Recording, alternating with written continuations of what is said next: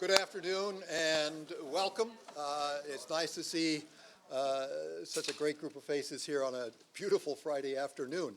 And I want to welcome as well anyone who may be joining us through a live stream for the program. This is, for me, a special occasion because I get to be not only with former students and with colleagues, but with speakers who are all good friends, and that's the best way to have this sort of thing. We have called this an International Arbitration Roundtable, and there is no round table in this room, but we want it to be a discussion. So each speaker is going to speak for a limited period of time, leaving time for discussion among the panelists and also with the audience. And if you are joining us by live stream and you want to send us a question for a speaker, you can send it to my email address, rbrand@pitt.edu, and I will present the question to the speaker. We'll try to make that work. We have what I think is a wonderful program. It's going to be divided into three parts. The first part is going to be focused on some recent developments. Professor Vivian Curran from the University of Pittsburgh will speak on common law and civil law issues in international arbitration. Professor Chiara Giovanucci-Arandi from the University of Bologna will speak on the limits of party autonomy. And Elena Kova, an associate at White & Case in Paris, will speak on taking account of public policy in order to render an enforceable award. We will then take a 15-minute break. That will be a 2-hour segment of the program. We'll take a 15-minute break, and then Professor Catherine Rogers from Penn State Law and Queen Mary will speak to us on ethical issues for arbitrators and counsel. And for those of you who are members of the Pennsylvania Bar, it will allow you to get an hour of ethics credit for your CLE. That will be 1 hour of the program. We'll take another 15-minute break, and then we'll finish the day with a little bit different look on things, with a focus on drafting arbitration agreements, but a little bit broader focus, because we have with us Dr. Cristina Mariattini, who is an LLM graduate of Pitt Law. And I forgot to say that Elena is an LLM and a JD graduate of Pitt Law, so it's nice to have them back in this capacity.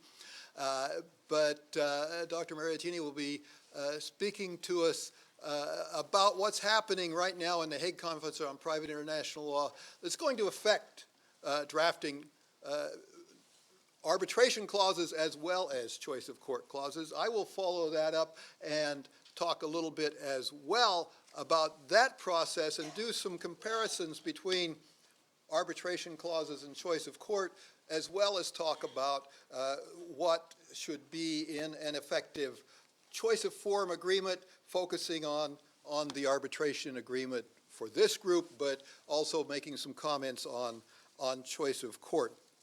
So I do want to acknowledge the co-sponsorship of the American Society of International Law. This is a regional meeting. We are an academic partner of ASIL, and it's wonderful to have that. It's particularly nice for us because I can mention another connection, and that is that this process involves their Director of Education and Research, who is Wes Rist, who is not only a Pitt Law graduate, but was the assistant director here at our Center for International Legal Education before he joined the American Society of International Law. Now, as I indicated on the order of the program, the first segment is going to begin in a little bit different order than you have, I think, on the written materials. We're going to begin with Professor Vivian Curran, followed by Professor Arandi, followed by Elena Kova. So, Vivian, please come on up and join. Let me just say a few words, though, about Vivian, because she And I can say things now that I couldn't say a year ago or even a few months ago because Vivian just recently was named by Chancellor Patrick Gallagher of the university as a distinguished professor of law in the University of Pittsburgh. And that's the highest designation, academic designation you can get in the University of Pittsburgh. So it's quite important. Professor Curran is a leading scholar of comparative law. Those of my age remember the generation of comparativists who all spoke multiple language because they had come from the diaspora and come and taught us. But the current generation doesn't always have those kind of language facilities, but Vivian does. She operates fluently in German and French as well as English, and it allows her to have depth in her research that really sets her apart. She is a vice president of the American Society of Comparative Law and sits on its founding editorial board of the American Journal of Comparative Law, studies in comparative law. She has been honored by the government of Austria, the Republic of Austria, for her work as the single United States appointee on the Austrian General Settlement Fund Committee for Nazi-era property compensation. That comes from her expertise, not just in comparative law, but in matters that followed the World War II issues, particularly Vichy France, and the legal issues that come out of the conditions that occurred there during and after the Second World War. She has also been honored by the government of France for her service and promotion of the French language and culture in the United States. She is the mother of our Languages for Lawyers program here at the law school, where we have courses in French, German, Spanish, Arabic for lawyers. That all began with Vivian's first course in French for lawyers, for which she wrote the book, Learning French Through the Law. And she also, most appropriate for this program, teaches an international arbitration seminar that I can't take because it's taught entirely in French, and which is unusual as well, I think, in American law schools. So, Vivian, welcome. We look forward to your comments.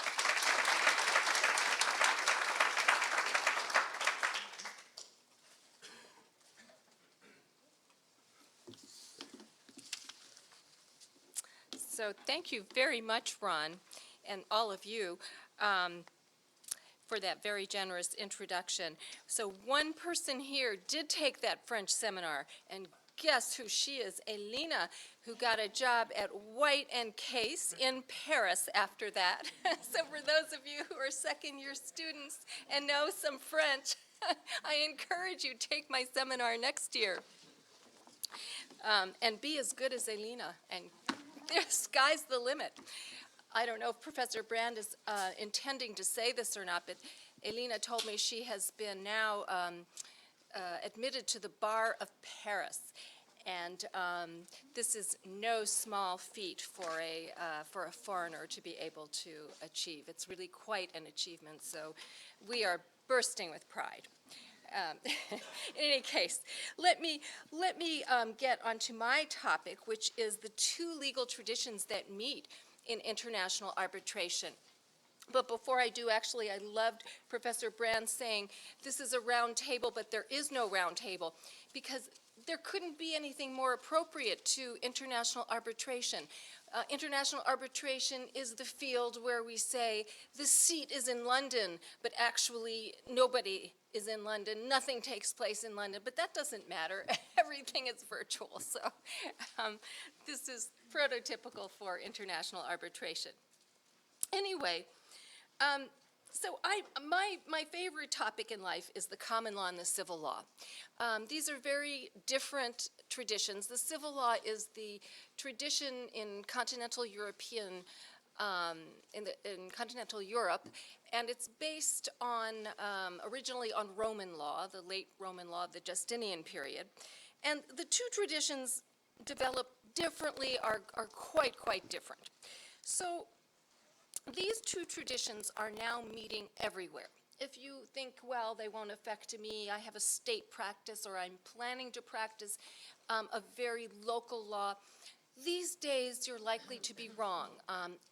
people, both judges and practitioners, in the most local of practices, are finding that they will encounter civil law at some point, whether it's in estate law, family law, some area of law, if not commercial law. So in arbitration, in international arbitration, they were ahead of the game. And so it developed out of a need for a solution outside of the national court systems. And what are the reasons why parties from these different traditions prefer to be in international arbitration rather than before a nation-state court? So one of the concerns was that the party who was not from the country in which a trial would be taking place would naturally have some concerns that a nation-state judge, the judge of the nation in which the dispute would be taking place, the litigation, might have a bias against that party. Certainly, there was every reason to expect that there would be a gap between the expectations and understandings of a foreigner from a different legal tradition and the judge. And let's say the other party is not only from this country, maybe it is a company that is a public company, a state company. There might be a lot of reasons for the judge to favor the local party. Secondly, lower level of expertise of the nation-state judge. So the judge who is a state functionary is not going to have the level of training in the particular field that this issue, that this litigation is about. Whereas what goes on in international arbitration? Well, generally speaking, each party chooses one arbitrator, and the two arbitrators in a three-party arbitration, a three-arbitrator arbitration, choose the third. So these people are handpicked to be specialists in exactly the right area of the law, in exactly this area of business, of trade, whatever it is. So you get the perfect experts for your problem. So you have parties from both traditions meeting, arbitrators from both traditions meeting. So what you will have is that within one arbitration panel, you're going to have also different expectations, different assumptions about law and what law means. And we say that the common law is adversarial in nature and that the civil law is inquisitorial in nature. And I won't get into that right now. We'll take a look at what that means a little bit. So basically, the big solution is the arbitral agreement. And other speakers here, I'm sure, will be addressing just how much the arbitral agreement can do to take care of the problems of encounter that can arise where the parties are not prepared for this meeting of the two systems. So what is the situation today? Well, the situation today is that international arbitration incorporates elements of both traditions. So one of the biggest distinctions between the two systems is that U.S.-style discovery does not exist anywhere but in the United States, certainly not in the civil law systems. And U.S. discovery elicits enormous fear in civilian lawyers. Fear, dread, hostility, anguish. I mean, the list could be expanded.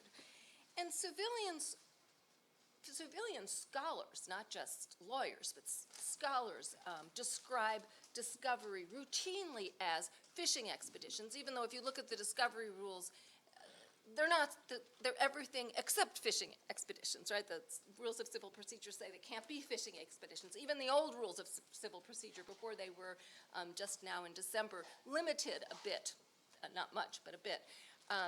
They used to say can't be a fishing expedition, but everybody says the U.S. discovery is a fishing expedition. So more particularly, the issue is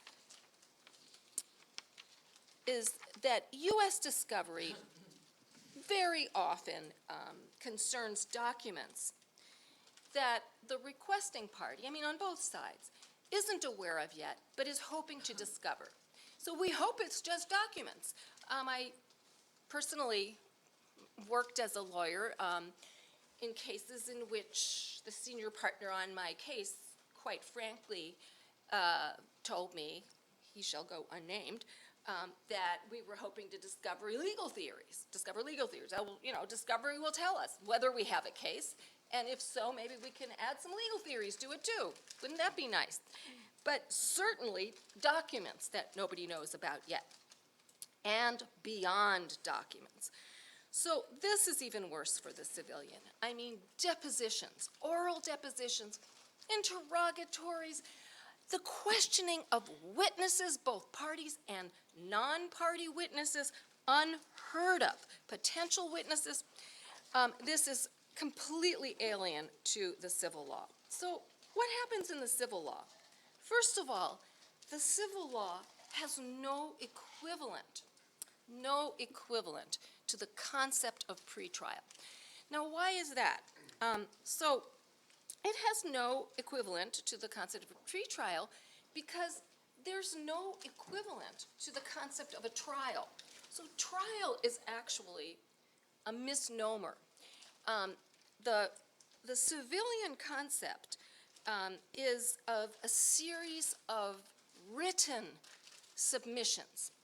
So the trial or process is launched by the writing of the complaint, the filing of the complaint, the submission of the complaint, and then the judge starts setting up a schedule for the various written submissions to take place. Very typically, there will be nothing oral that occurs, let alone the whole business organized around the idea of one concentrated oral event the way it is in the United States. In France, it's quite rare for anything oral to occur whatsoever. And that means witnesses don't testify. Parties don't testify orally. So the witnesses will, however, submit declarations. They can be very specific, very vague, or general. Whole gamut is covered. Now, occasionally if the judge thinks it's necessary, they may be interrogated orally, but then never by a lawyer either, only by a judge. So no equivalent to pretrial, and actually the word for a trial, what we call a trial, what we say is, the French word for trial, the word is process in French and in German. So in French it's procès, you can hear the word process. In German, Prozess. The words are literally, etymologically the same as the English word for process, and indeed that's what they are. So there's no pretrial or post-trial, it's just process. So what's wrong with U.S. discovery is that U.S. discovery violates fundamental rights in civilian law of privacy, of confidentiality. So, for example, in civilian countries, counsel are not allowed to contact witnesses. So that is considered witness tampering. It's a deep violation of the Code of Professional Ethics. It would be seriously sanctioned. And these are matters of what is called, and for those of you who know some international law, this will be familiar to you, ordre public. So in international law, term is used in French. We tend to translate that term as public policy, but maybe it's something even deeper than that. And then we come to the role of the arbitration agreement. So since the international arbitration is organized around a contract, two parties having a meeting of the minds, the contract can set forth exactly what is going to be permitted in terms of discovery. And so this is a very important part of what the lawyers who draft the arbitration agreement and arbitration clause should be considering. What is it that we want to have, or what is it that we can bargain for on behalf of our client? And where the arbitrators are silent on that point, generally it's going to be the panelists, the arbitrators, who get to decide how much discovery to allow. So we also have another important player in all of this, which is the institutions of arbitration. It's very common that in large arbitrations, the parties will want to have an arbitral institution. And another entity that is very important is the International Bar Association. So both allow discovery, but they restrict it. So the ICC, which is the Paris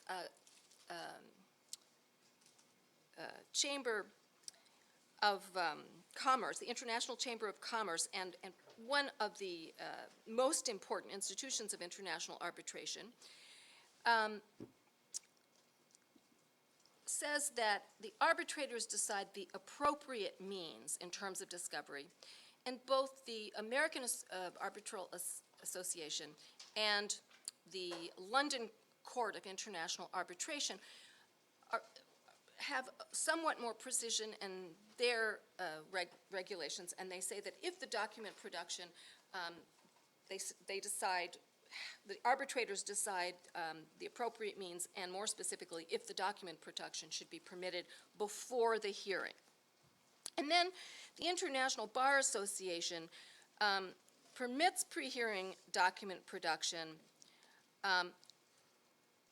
although it absolutely doesn't mandate it, and it says where the document is requested with specificity.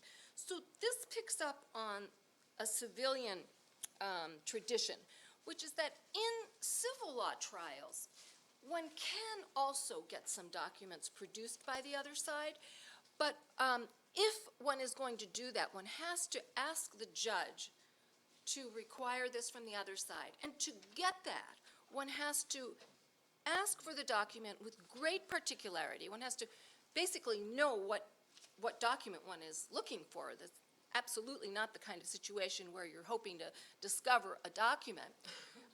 So you request the document that you want, you explain why it's relevant to your trial, and here IBA says the same thing. How is it relevant? The IBA says no depositions, interrogatories, or requests for admission. So there are challenges to both sides from this. So as we've mentioned, deep suspicion on the side of civil law lawyers.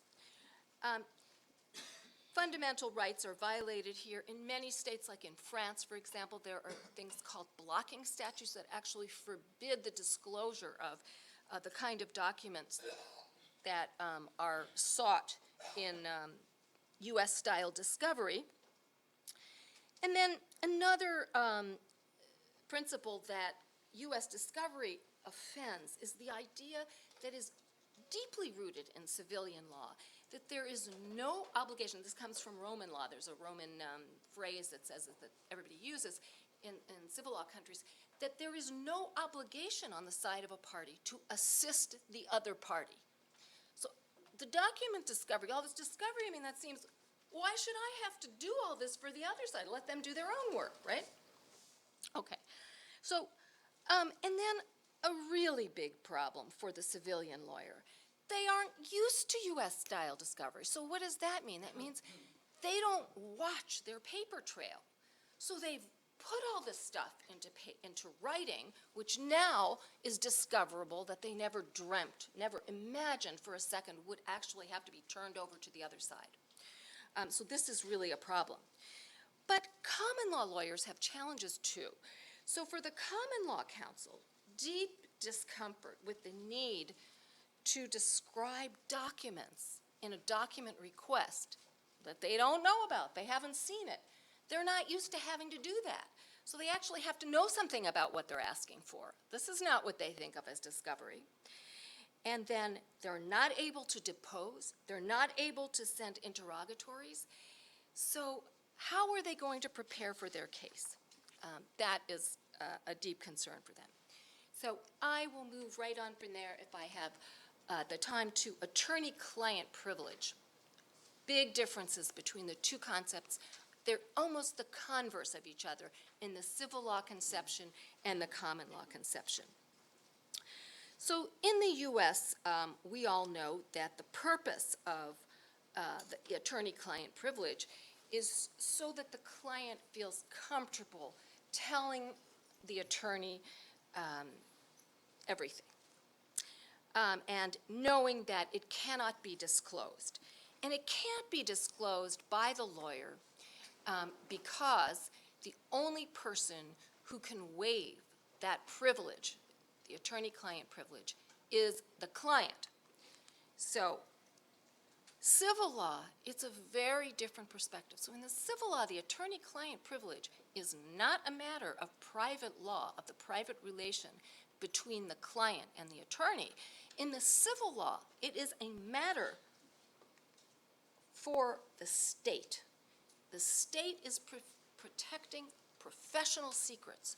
So it becomes a matter of criminal law. So it's a matter of professional ethics of the lawyer, what deontology, as they say, and criminal law. It's a criminal law violation on the part of the lawyer to misbehave in this area. But who knows the law? Only the lawyer, not the client. The client isn't expected to know the law. So who can waive the privilege? Only the lawyer, not the client in the civilian system. So what happens then after these different perspectives in international arbitration? Well, here it is a little bit fuzzy. International arbitration doesn't have a rule on the privilege. So there's quite a lot of uncertainty surrounding this issue, and that is augmented by the fact that international arbitration also does not have a rule with respect to choice of law in terms of which nation's law of privilege should govern. So one doesn't know exactly. The arbitral institutions will have regulations that often refer to the immunity of privileged documents from discovery, but they don't explain what the meaning of privileged is. So how should one interpret that? How should one understand it? So there is uncertainty, and what will be privileged between client and counsel is not understood. What can be waived, who can waive it, all of this not clear. And then we come to a matter that has quite a lot of practical importance to parties in international arbitration, the issue of experts and of the costs of the arbitration. So as some of you may know, one of the great advantages initially of international arbitration is that its costs were to be considerably lower than the costs of trials. That is now not necessarily the case. So let's take a look first at experts. So in the civil law system, experts belong to the court. So courts appoint experts. It's a whole system. And for those of you who are American lawyers and who think, wouldn't that be the way to go, as probably many people think, except for those of us who are experts and who think, gee, that would be a disaster. There are problems with the civilian system, too. There are lists of court experts, and the judge's brother-in-law is on it, and, you know, it's not so simple either. But anyway, they belong to the court, and basically the other problem is, you might say it comes down to a war of experts in the U.S. system, but it comes down to the expert in the civil law system. So common law, they belong to the parties. That's what it means to be adversarial. You know, you're in there in the meeting of the collision of the two sides, of the two adversaries.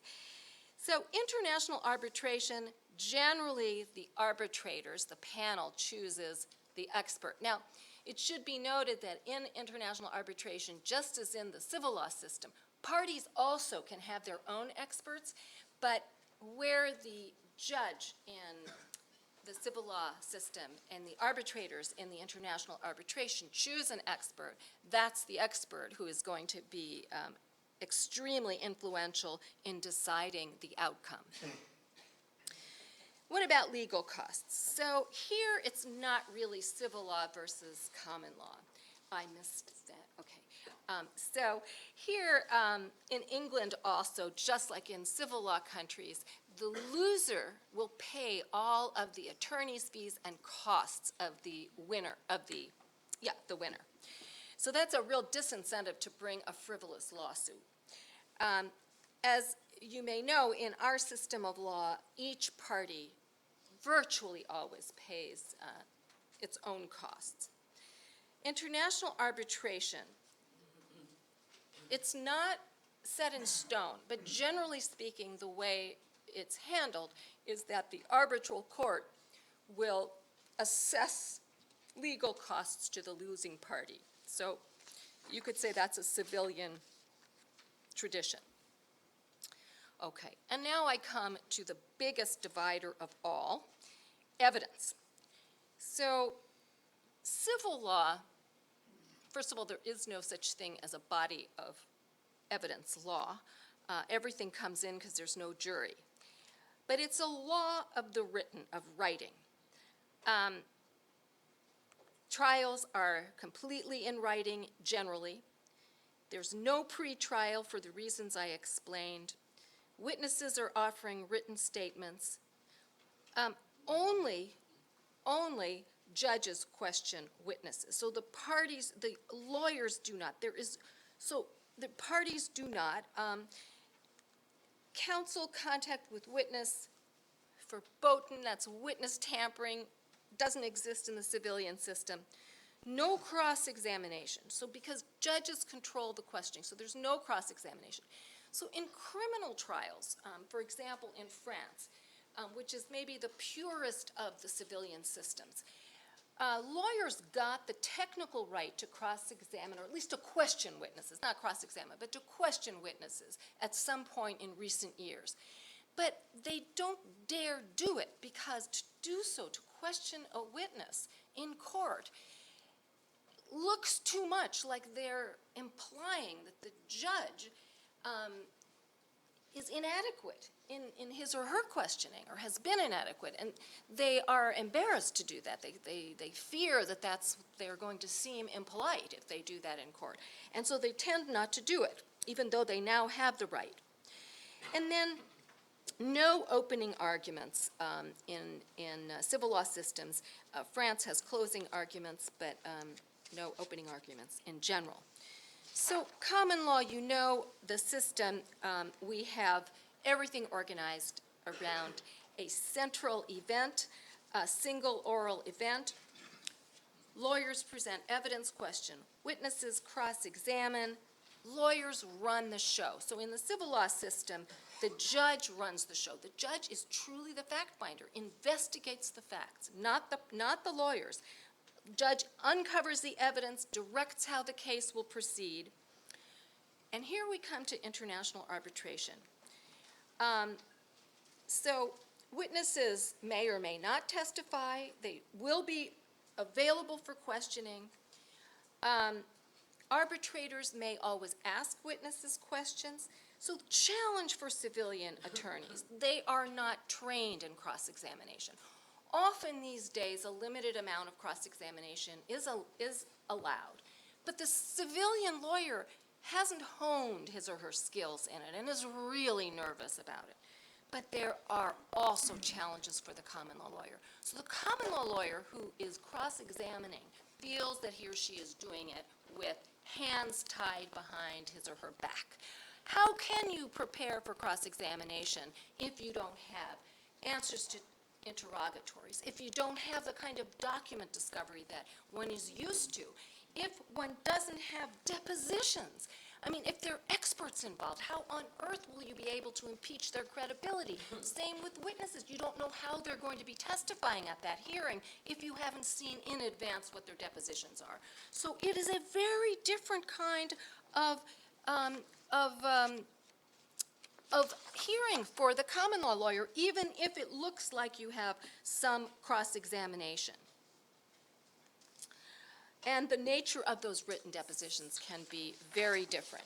So I have two tiny conclusions, one of which is the importance for drafting attorneys who can solve all of these problems through the arbitral clause or the arbitral agreement. All it takes is foreseeing that this encounter is going to happen and figuring out in advance, bargaining, negotiating with the other side on behalf of one's client to make all of this as palatable as possible for both parties.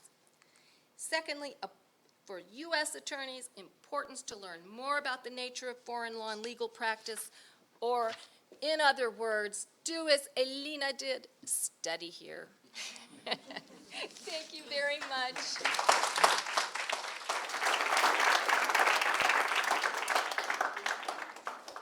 Thank you, Vivian. We are going to have time for questions, but what we're going to do on this first panel is have all three presentations, because I think there are issues that we're going to find run across two or more of the presentations, and where the questions may well be useful to go to more than one person. And that way it'll give us time where we can figure out where the questions really are with people and work on that. And a reminder for those, if you are joining us by live stream, you can send me an email question at rbrand, R-B-R-A-N-D, @pitt.edu. I suppose if you're in the audience here, you can do that if you want to really be anonymous. But if you do that, put the word question in the subject box. Our second speaker is another very special person, and she graduated from law school at the University of Bologna back in a time when not too many women were graduating from law school. She then, not too long after that, became someone who taught at the University of Bologna when there weren't very many women doing that, which is a polite way of saying she's almost as old as I am. But Professor Chiara Giovanucci Arandi has been Professore Aggregato of Alternative Dispute Resolution Methods, Civil Procedure, and International Arbitration at the University of Bologna. She continues to teach there in the School of Economics. She's taught and lectured at other schools in U.S. and Europe, including New York University and Brooklyn Law School, Loyola in the United States, Paris 10, University of Siena, Firenze in Europe. She's a member of, or has been a member of the arbitration committees of the Milan Chamber of Arbitration and the Bologna Chamber of Arbitration, and a member of the Mediation Committee of the Italian Bar Association. She's been active in the development of the law of arbitration in Italy. And most importantly, this week, and many of the students here know this, she taught in my international commercial arbitration class here, which was a real treat for the students, but even more so for me. So Professor Arandi, welcome back to Pittsburgh.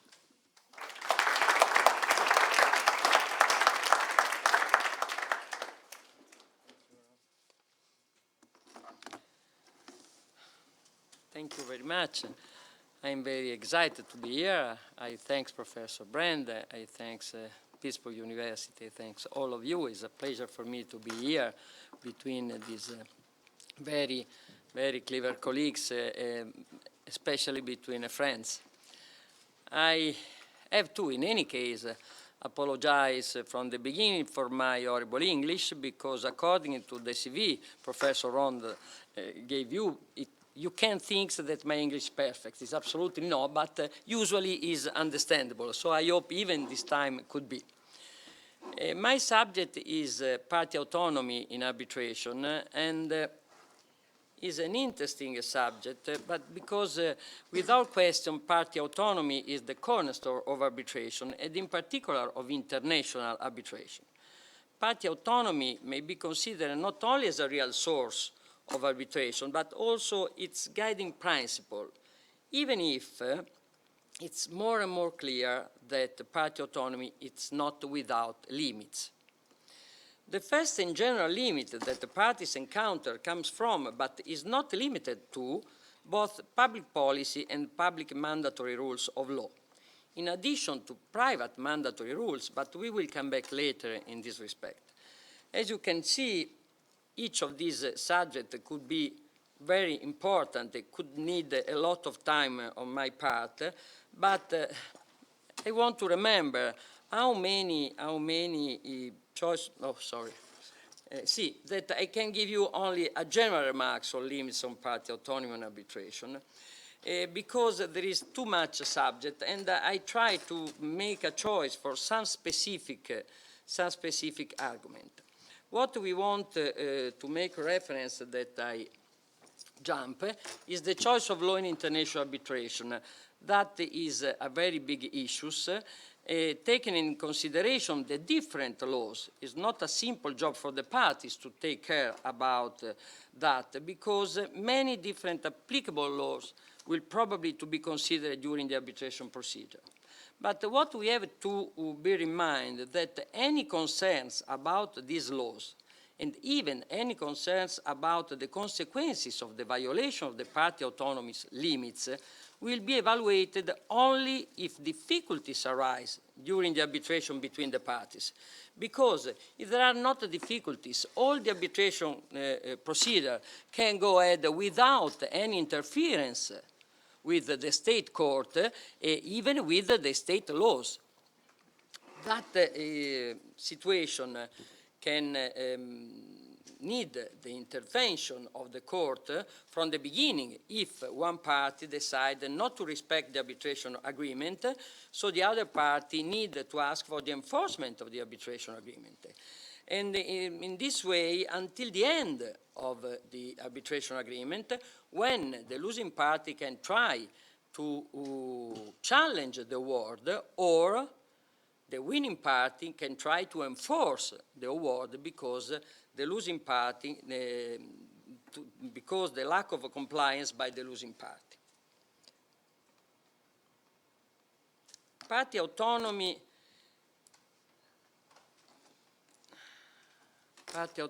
and institutional arbitration. Why I decided? I needed to make limits of my exposition. So I thought that it could be interesting to deal with, in particular, the limitation of the party autonomy when we talk about institutional arbitration. As Vivian told us, a lot of time the parties decided to follow the arbitration rules to have more predictability about the proceeding and the result of the award.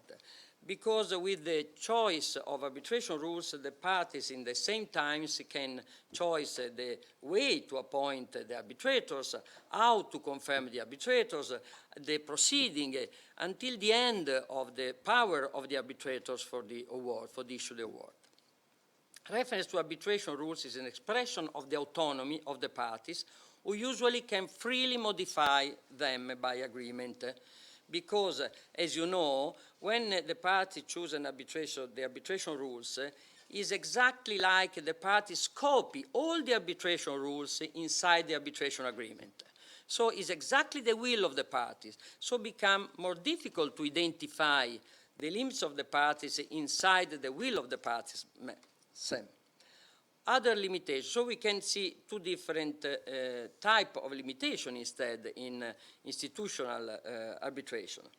Other limits limits imposed on the rules by public policy and mandatory rules of law, because as we said, in any case, during the arbitration, the party have to be respected, have to respect the public policy and mandatory rules. These kind of limits are present even for the arbitration organization who need to issue the rules on arbitration. So that is in any case a limit even in institutional arbitration. We can call outer limits. Other things are the inner limits that are limits imposed by the rules on party autonomy. We said that usually the parties can change the rules when they want. Sometimes that is not possible, but we can start with the other limits to party autonomy. The first one, sorry, I need my water. Sorry.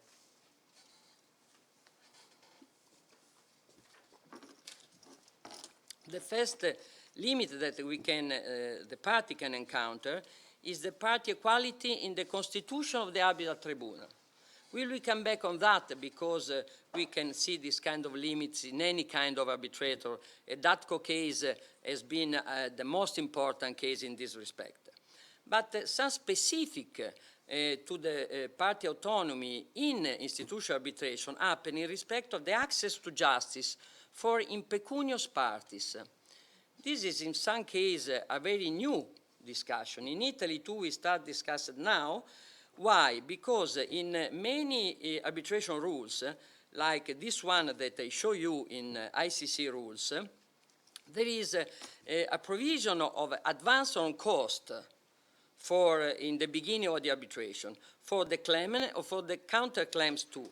So in that case, the Article 36 of the ICC rules that was in the 1998, but it was exactly the same in the new rules 2012, said when a request for an advance of cost has not been complied with, and after consultation with the arbitral tribunal, the Secretary General may direct the arbitral tribunal to suspend its work and set a time limit, that is the problem, which must be not less than 50 days, on the expiry of which the relevant claims shall be considered as withdrawn.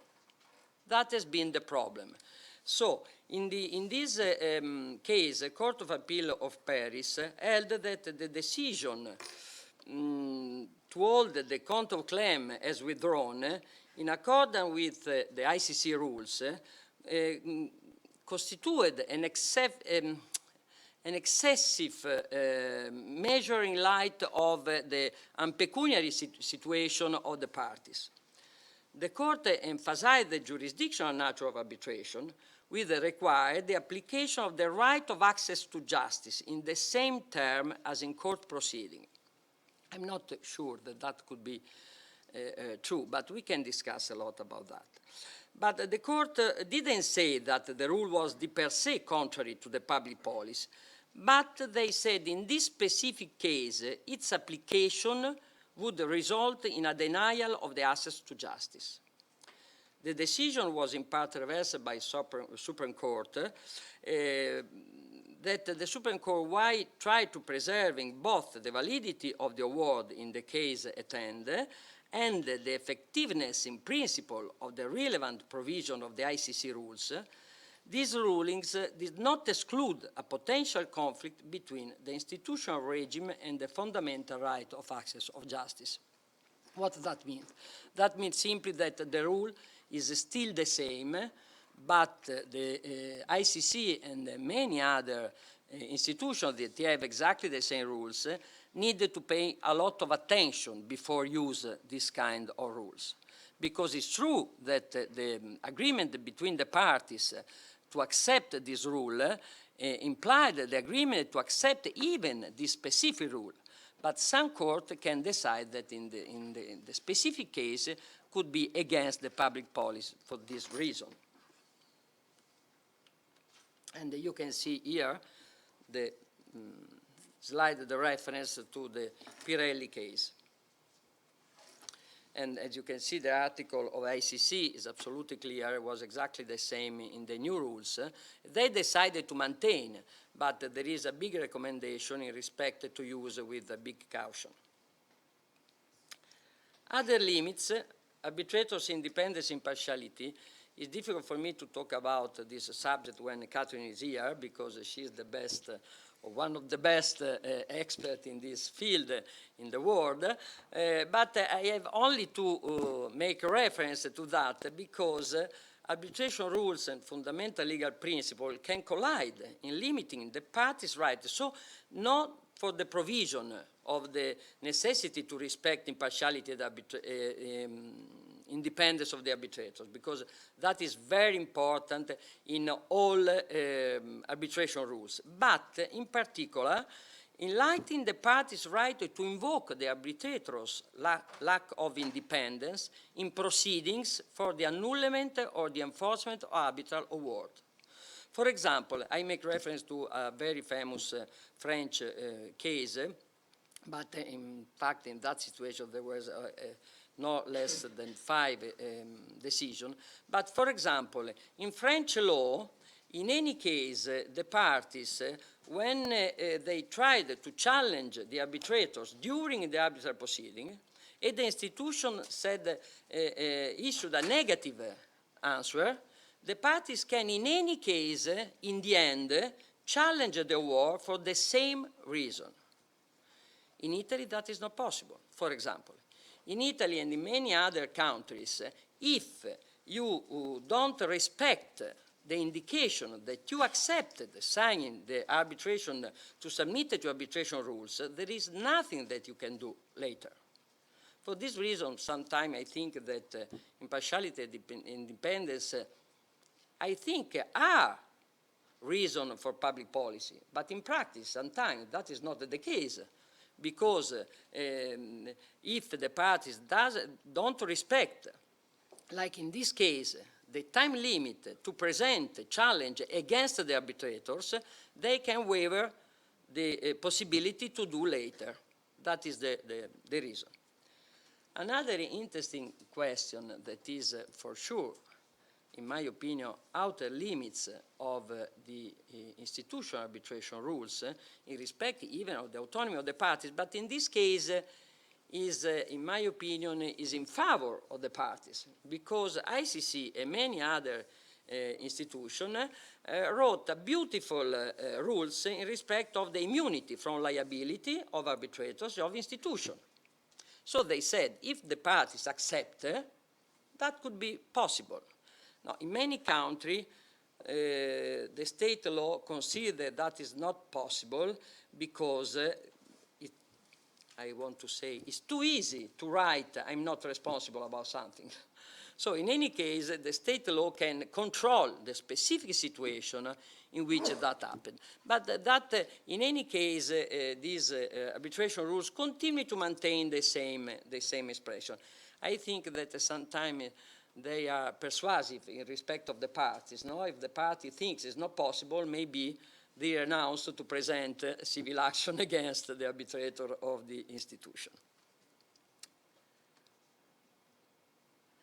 Now we can switch on the limits, on the inner limits on party autonomy.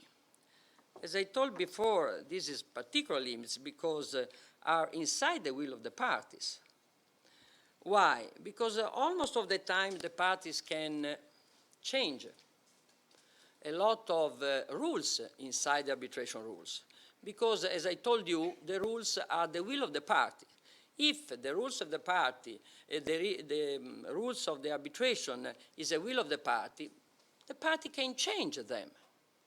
Because, as they can do in ad hoc arbitration, they can put inside their agreement some of the rules, not all.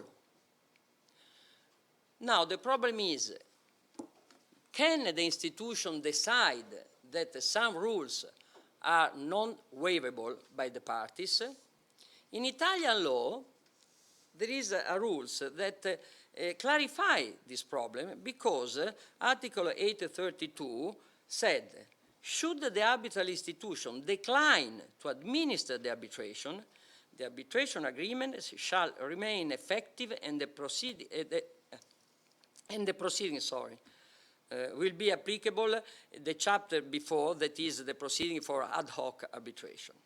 What that means? If the law considers that the possibility for the arbitral institution decline to administer the arbitration is exactly because the parties ask to delete some rules that the institution considers not waivable. So in that case, the institution can say, you cannot play my play without respect this kind of rules. For this reason, in the beginning, I talked to you about private mandatory institutional rules, because we cannot say mandatory laws, we cannot say mandatory rules, because we have to say private mandatory rules, because even this limitation comes from the agreement between the parties. The problem is that sometimes it is clear on the rules, because the rule said that it's not possible to change. For example, I think almost all the rules said that you cannot change the rules about the fees of arbitration, because that is clear for everyone, that you have to apply what the rules decide. But for other situations, it's not so clear. So, especially in respect of the rules regarding appointment, confirmation, challenge of the arbitrators. For example, in Milan chamber happens, and in some way was the problem of the Bismuth some years ago, the parties can accept a low level of independence. I cannot say of impartiality, because impartiality for sure no one can accept a decision that is not impartial, but independence, because we can think independence like useful respect of the independence to guarantee the impartiality. But the parties can say, okay, but I like the decision of this private judge, even if we both know that is not independence. Could be, we can talk a lot, and Catherine can talk very lot about that.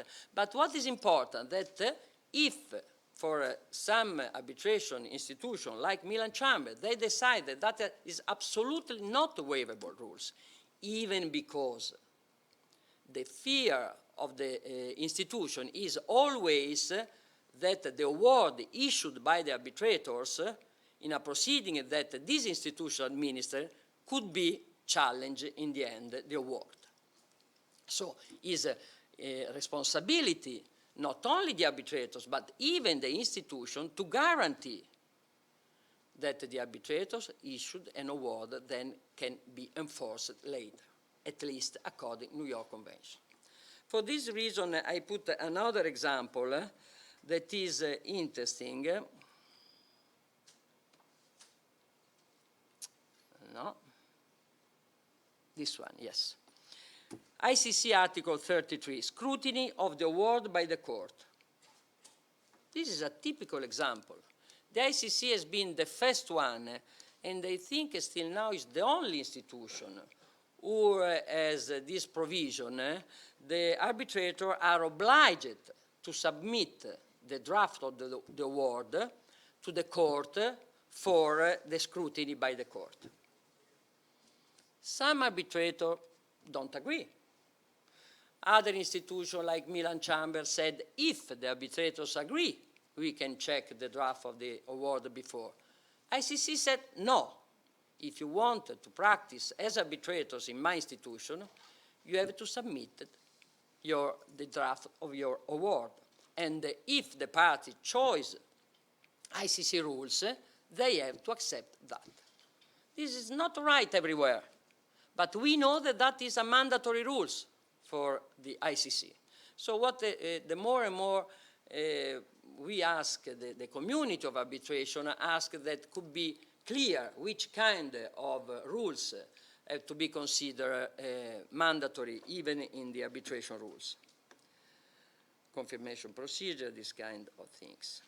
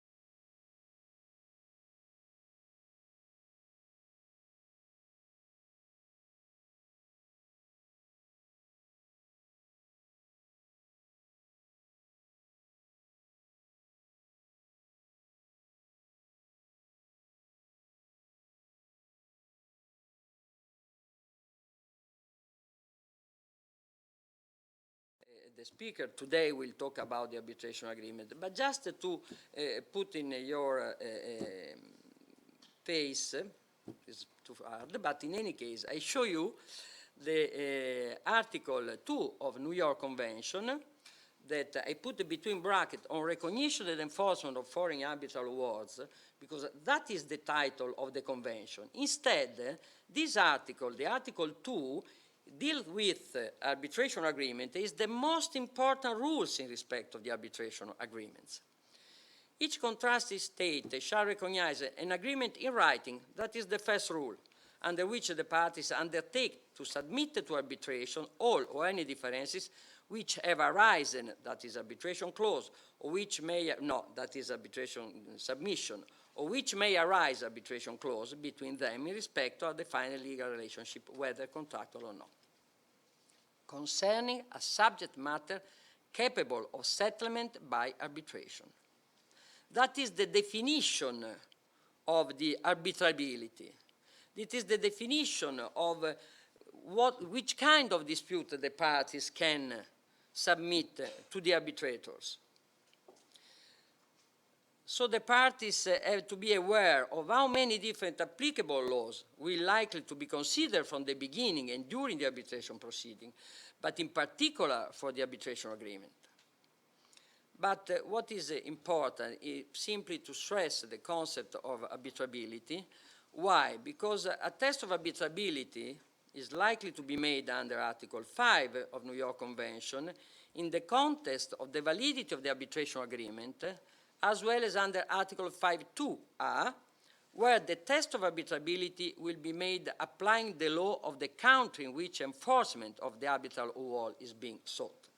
So that just to show you how it can be difficult to think every aspect of the arbitrability, even because some disputes are not arbitrable quite everywhere. For example, if we talk about criminal cases, personal status, bankruptcy, alternatively, for other disputes, it can be necessary to check the specific applicable law, as for instance, some kind, even bankruptcy, but for example, antitrust. I remember many years ago, at least, antitrust dispute was not arbitrable in domestic arbitration in the United States. It was arbitrable in international arbitration. Now this limit there is no more, because the more and more any different state's law became more in favor of the arbitration proceeding. But that is for sure one of the most important aspects and the first limit of arbitration and of any other kind of ADR instrument to resolve the dispute.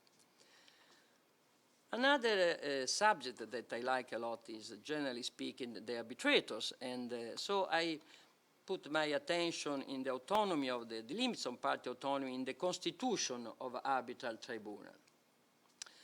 This is the possibility of the parties to choose their own private judge has been considered one of the most important features of the arbitration. But even in this respect, we cannot consider the parties completely free, and we will see even some specific case in respect of the right of the parties to appoint their own arbitrators. The first limit is the number of arbitrators. The number of arbitrators forming the arbitral tribunal may be freely determined by agreement between the parties. That is what the model law said. We need always to bear in mind that when we talk about, when we talk about the number of arbitrators, in generally speaking about the limits, we can find sometimes the laws or the rules who said absent agreement by the parties, this is the default rules. Sometimes what we want to check more is the case in which there is not this idea. The idea is that this is a mandatory rules. And the number of arbitrators in many laws is a mandatory rules, the fact that have to be an uneven number of arbitrators. Even in this case, for example, ICC talked about the dispute shall be decided by a sole arbitrator or by 3 arbitrators.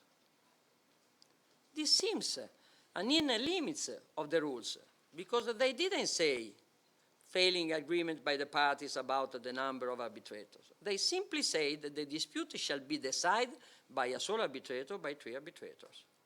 So sometimes have to be important to make a choice in respect of the number of the arbitrators. And why an even number? Obviously because in this case they try to avoid deadlock tribunals.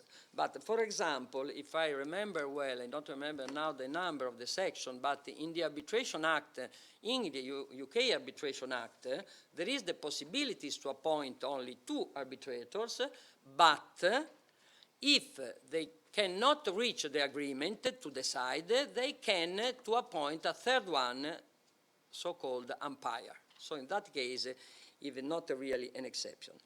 But I know that I have to go very quickly. Party equality in the Constitution of the Arbitral Tribunal. I start to talk to you something about that case in a multi-party arbitration. Multi-party arbitration can be a difficult situation to appoint the arbitrators. So what this case said, 2 different things. On one end, they said,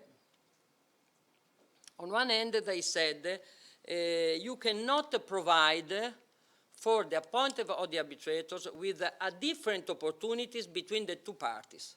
The problem is always we have 2 claimants, one party on the other side, so we can oblige the 2 claimants to have the same arbitrator or the 2 respondents to have the same arbitrators. That cos'è? No, even if you agree in advance, because the parties have to have the same, exactly the same possibilities.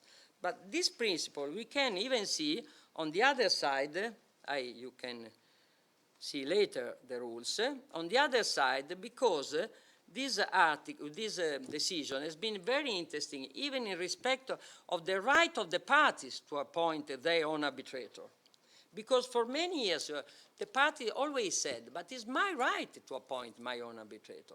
So if you are 3, each of us have to appoint an arbitrator, and after we will see to become an even number. Maybe we can add 2 more arbitrators. And you can imagine how expensive the things can become. So, from Ducto, we start to understand that it could be possible. No one of the parties has the right to appoint the arbitrators, but all of them have to have the same possibilities for appointing the entire arbitral tribunal. For this reason, for example, Italian law, when we are talking about company laws, that is many times possible that are multi-party arbitration, all the parties have to appoint party appointing, and the authority, appointing authority, sorry, and the appointing authority have to appoint all the panel. Very quickly, because otherwise Professor Brand switch the microphone. I want only to offer you some idea in respect of individual arbitrator characteristics, and that has been very interesting in the last year, religion requirement, because we have 2 hypotheses, by law, and in that case, usually the more and more the state decided to go over this kind of requirement, they change the law, but it's possible by party agreement. Yes, in the end there's been this interesting case, but in the end the court is in the beginning said no, was in respect of the EU law on discrimination by employees. They try to say that arbitrators are employees, but that is not true. But in any case, the result is that in some cases the parties can. Free to agree to arbitral procedure, you know everything about that. The only limit is the equality of due process, for sure, there is no problem. This is the only things I would like to stress to finish. The right to legal representation and party autonomy. Recently, we had 2 different instruments, IBA guidelines on party representation in international arbitration, but especially London Court of International Arbitration rules, with one annex in respect of general guideline for the parties' legal representative, in sum, what is the conclusion? That for the first time, an arbitral institution said, if you want to that I administer your arbitration proceeding, you need to accept that the arbitral tribunal can sanction the lawyers who practice in not good manner during the arbitral proceeding. And in particular, I show you this one because it happened in Italy, where the arbitral tribunal may withhold approval of any intended change or addition to a party's legal representative where such a change or addition could compromise the composition of the arbitral tribunal or the finality of any award on the grounds of possible conflict or other like impediment. In Italy happened that someone present a new lawyer to oblige the chairman to renounce to his position, otherwise presenting a challenge against him. To avoid this, I think this is a very good instrument. Thank you so much.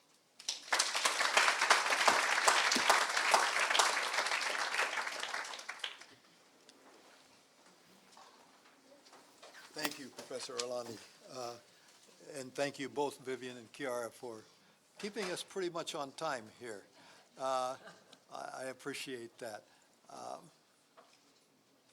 Our third speaker on this panel, and then we'll have time for some questions and discussion, is Elena Kova.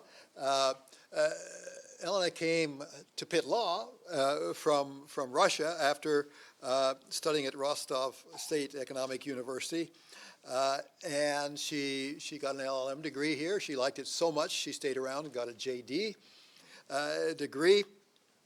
She went on to study as well for a postgraduate degree at Sergei Pontois University.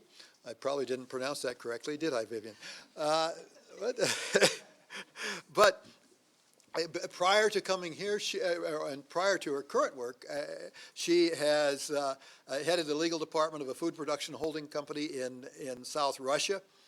She's advised international startups, logistics projects, and other legal work in Russia, including litigation. She is a member of the bars of the New York and the Russian Federations. She is now an associate at White and Case in Paris, entirely because she took the best French language arbitration course in the United States.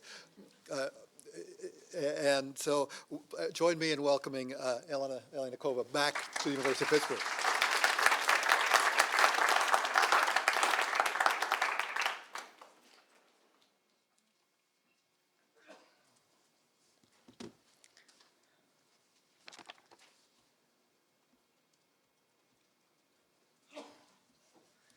Thank you, Professor Brand. Thank you, Professor Curran, for this very exhaustive introduction. And indeed, I'm very happy to be here. It's an ultimate pleasure for me to see all my professors and mentors and all my old friends and to hear their success stories. I'm very happy. Just one small correction as a follow-up to what Professor Curran said when introduced me. I'm indeed, Professor Curran mentioned that I am admitted to Paris Bar. Indeed, I did pass Paris Bar exam recently, but I haven't followed yet the formal procedures for admission, so I cannot claim that I'm admitted yet, but hopefully that will happen soon. So I'm here today to speak about taking account of public policy in order to render an enforceable award. And this presentation is focused on the arbitrator's duty and on the arbitrator's approach. Professor Orlando gave this very useful overview of parties' rights and parties' autonomy and limits on the parties. This presentation is focused on the arbitrator's side. So first of all, I would like to start with the notion of enforceability of international arbitral awards. Professor Curran mentioned few advantages that would persuade parties to choose arbitration as opposed to litigation. One of the big advantages of international arbitration is that an international arbitral award is immediately enforceable. So the parties do not have to go through a lengthy process of appeals in order to get their what they want to get, so they can immediately enforce it. And the statistics says that a vast majority of international arbitral awards are performed voluntarily. And this is not surprising because arbitration is a product of parties' consent. However, if the party fails to execute an award, there is a procedure for the winning party to go to the national courts of the jurisdiction where the assets of the losing party are located and ask local courts to give an order for enforcement, which is called differently in different countries. For example, in France, it's exécuteur. So this to obtain a hold on the losing party's asset in this jurisdiction and to compel the party to enforce the award. According to New York Convention, which most developed countries are parties to, the recognition and enforcement of the arbitral awards is ensured internationally. However, there are some occasions when the national courts of the enforcing jurisdiction may refuse to enforce an arbitral award. So one of these grounds for refusal, this is a mystery how this works. Sorry.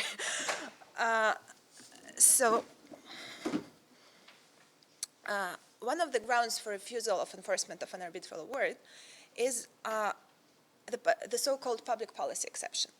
That is when under Article 5.2.b of the New York Convention, the recognition and enforcement of an award may be refused by a national court if it's contrary to the public policy of this country. And same provision is very commonly included in national laws on the enforcement of the awards. For example, Article 36.1.b(2) of ancestral model law provides for the same provision that the national court may refuse recognition and enforcement of an award if it contradicts public policy of the enforcing jurisdiction. So, what is public policy? Public policy is a set of rules that embody an aim to protect fundamental values of a particular legal system. And each jurisdiction defines public policy or mandatory rules in its own manner. For example, in the United States, the notion of public policy has been understood as the forum state's most basic notions of morality and justice. And there is a quote for a case of the Court of Appeals for the Second Circuit that dealt with the issue. To the contrary, civil law countries sometimes tend to use the term mandatory rules. For example, in France, it's loi de police. But basically, even if there are subtle differences between the two concepts that are recognized by the academics, basically these two notions are same. So when I will be speaking about public policy and mandatory rules in this presentation, I will use these two terms interchangeably.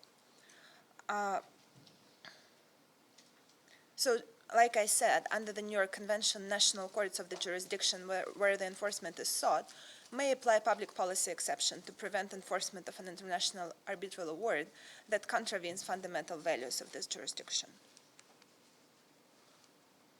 This is so we see from the New York Convention that enforcing public policy is the duty of national courts of the enforcement jurisdiction. How about the arbitrators? It's generally recognized that because an international arbitrator is a non-state institution and they are not attached to any, this is a developing concept, but many jurisdictions are agreeing that that arbitrators are detached from national legal order. So unlike a court, an arbitrator has no duty to enforce public policy or mandatory laws of any given jurisdiction because he owes, as a famous U.S. Supreme Court Mitsubishi Motors versus Sawyer Chrysler, as Supreme Court said in this case, an international arbitrator owes no allegiance to any sovereign, and he is only bound to effectuate the intentions of the parties. So this is where it becomes tricky, because New York Convention says that an award will not be enforceable if it contradicts public policy. But still the arbitrators may or may not take account of this public policy, which may or may not result in an enforceable award. So how do international arbitration rules deal with that?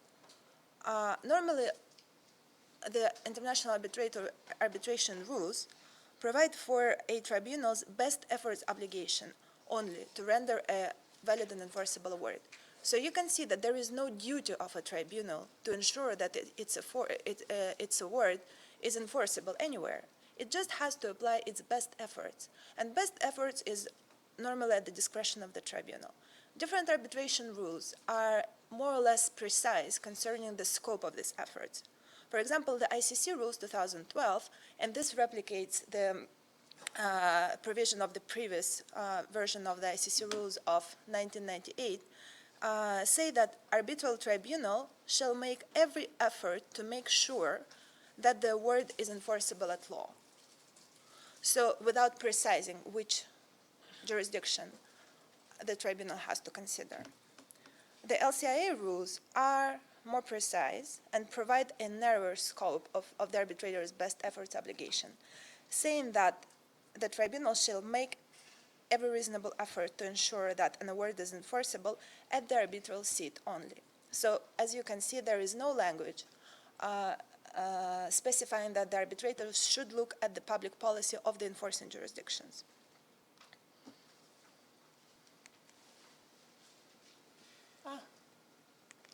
Okay. So in practice, arbitrators tend to consider the public policy rules or mandatory rules of the law of the contract, lex contractus, and this is because, as we just discussed, the tribunal is bound to effectuate the intentions of the parties, and if the parties agree that a certain law applies to their contract, then the arbitrators are bound to apply this law. A second thing that the arbitrators would do, they would consider normally the public policy or mandatory rules of the seat of arbitration. And this is because an arbitral award can be annulled at the seat, normally 3 months following the issuance of the award. And one of the common grounds for annulment is that the situation when the award contradicts the public policy or mandatory rules of the jurisdiction of the seat of arbitration. But there is a question that remains open: to which extent do the arbitral tribunals consider the public policy of a state where the award is likely to be enforced? So, this was the question that the IBA was interested in. And so we realized that it will be interesting to research into whether and how arbitrators consider the public policy of the jurisdiction of potential enforcement.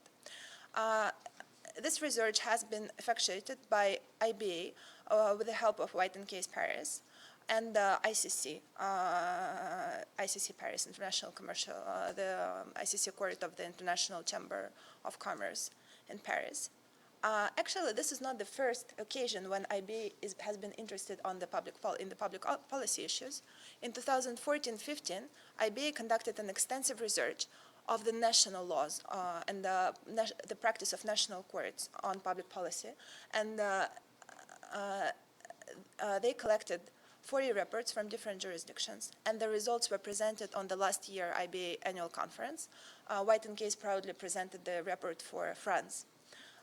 This year, we continued into this research, and we have been in charge of this public policy study. And the results of this study have been presented recently this week on the IBA IBA annual conference.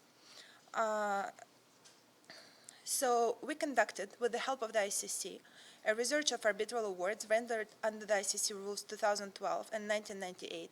And as the result of the research was published in the ICC Bulletin article that I believe has been distributed as a materials for this seminar. The methodology that we used in the research. First of all, it's been a wonderful opportunity to research this award with the help of the ICC, because it's virtually impossible to do the research through the arbitral awards using the public sources, because many of the arbitral awards are not published, and many of them are confidential. So with the help of the ICC, we were able to look in the ICC database. So we made a search among around 7,000 documents And we use certain keywords that you, and I forgot to switch this again.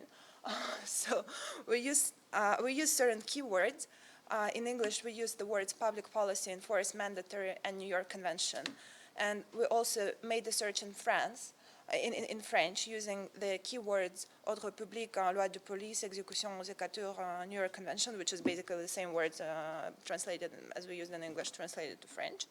And we had 563 responsive ICC awards where we found the keywords.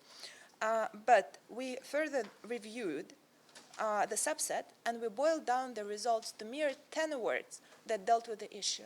So this is in itself telling.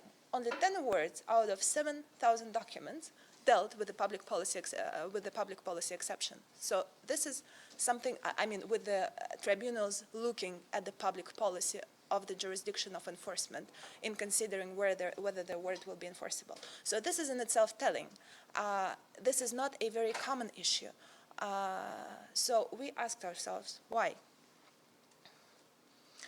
So when we look at the statistics, so this is the statistics of the cases that we determined as responsive, and we can see. So in the second to the last column, we list the occasions where the tribunal did agree to look at the public. So there would be basically two questions. First, whether the tribunal at all would agree to look at this public policy of the jurisdiction of enforcement, or it would just say it's not my duty, it's for national courts.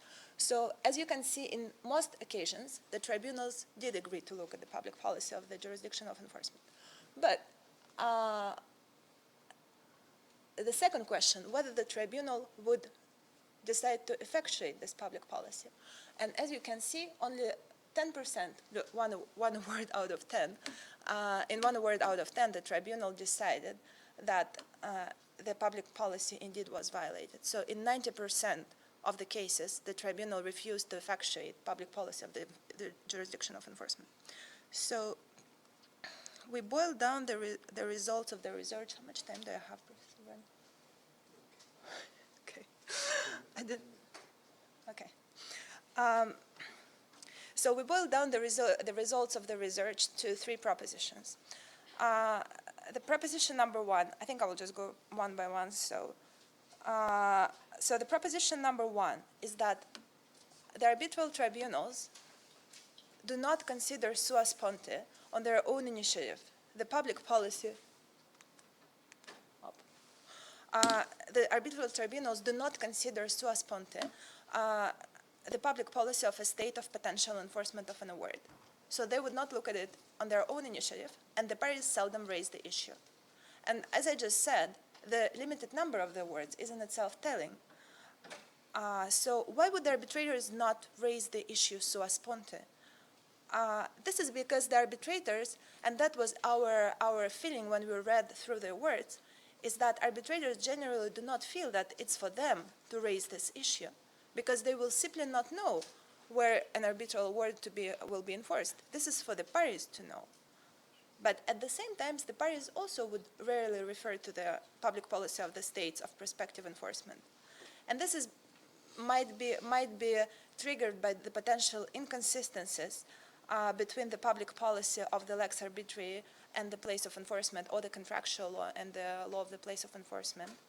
And also we allowed ourselves to speculate and to determine that parties and their counsels simply just do not always turn their minds to the enforcement phase during an arbitration. So once it comes to enforcement, they might come up with the public policy arguments, but for some reasons they just seldom raise them on the arbitration stage. Proposition number 2 is that the arbitral tribunals will not look into the public policy or mandatory rules of every jurisdiction where the award is likely to be enforced. So it's not enough just to come to the tribunal and say, hey, tribunal, I will enforce my award in this jurisdiction, and you have to look at the mandatory rules of this jurisdiction. This would not work. And this is because, as we just discussed, the tribunal does not have a legal duty to render an award that is enforceable everywhere. At most, the obligation of an arbitral tribunal is to make their best efforts to render an enforceable award, which, however, as the tribunals determined in the case that we looked at, does not extend to the looking at the laws of the prospective of the states of the prospective enforcement when such laws do not apply to the arbitration.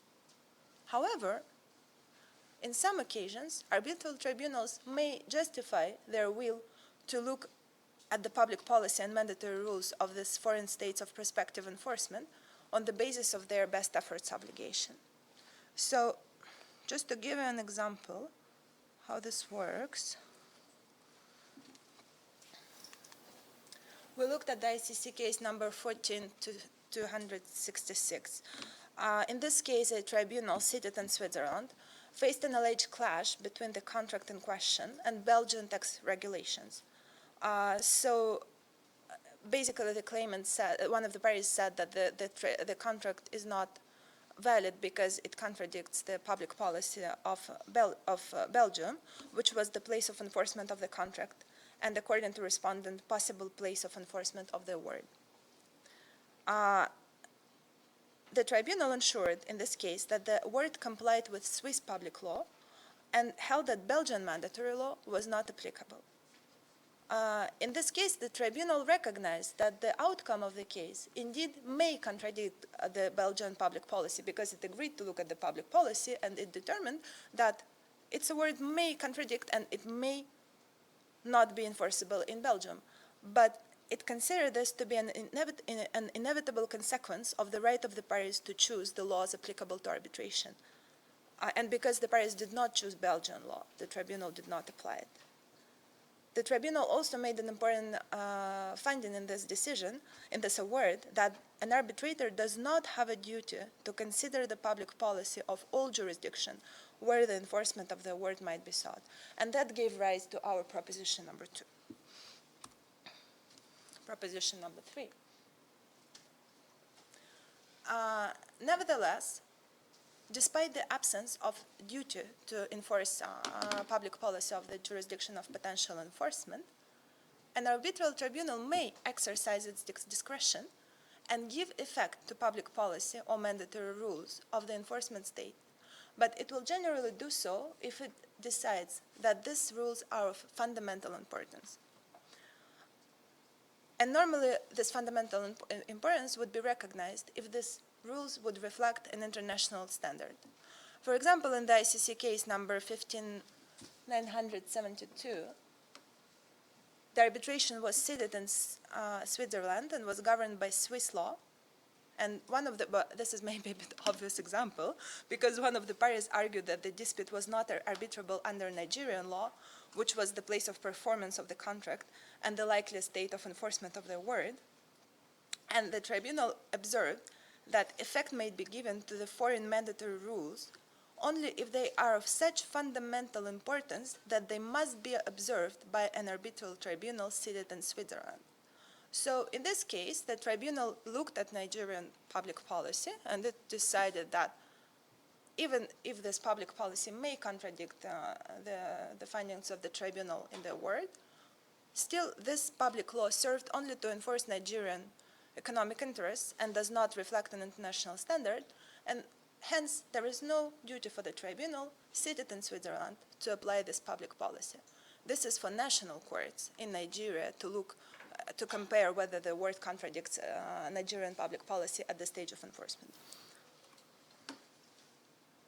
However, we can see that the position of the tribunals is not always consistent, because on some occasions, arbitral tribunals may take account of public policy of the enforcement jurisdiction. And when they decide to do so, they might take account of public policy that even does not reflect an international standard. For example, in the ICC case number 1138, in the final award, the arbitration was seated in Switzerland and was governed by Swiss law, and the award was to be enforced in an Eastern European state, which law was not applicable to the arbitration. It was not the law of the contract. It was just the law of the jurisdiction of a potential enforcement. The Paris contract provided for huge interest rate, and the arbitral tribunal refused to apply this interest rate that has been agreed upon by the parties in the contract, and as a justification, it raised the public policy consideration and saying that the application of a high interest rate in an emerging country and in face of deterioration of value of its currency in relation to US dollar could lead to the refusal of enforcement of the award in that country. So this is an example when the tribunal indeed agreed to consider public policy. When it did not give any justification that it reflected some international standard. So the conclusions that we reached is that, first of all, it's obvious indeed that public policy of the states of prospective enforcement may turn out to be of considerable practical importance. And this is something that the parties should think about on all stages of arbitration. However, the arbitral tribunals take a cautious approach, given that an award may be presented for enforcement in a number of jurisdictions. They would not consider the issue sua sponte, on their own initiative, and they would acknowledge that the parties are better placed to determine the states of prospective enforcement. They would not look to the public, the arbitral tribunals would not look to the public policy of any enforcement jurisdiction that the parties bring up, so they would need more justification for that, and normally they would only apply rules with which the case has a close connection and that reflect an international standard, or are otherwise, according to the tribunal, are of fundamental importance. In most cases, as we see, the tribunals would be reluctant to change their findings because of the public policy considerations. And this is because even if their award may contradict public policy of one state, it would not necessarily contradict public policy of any other state where the respondent's assets might be located.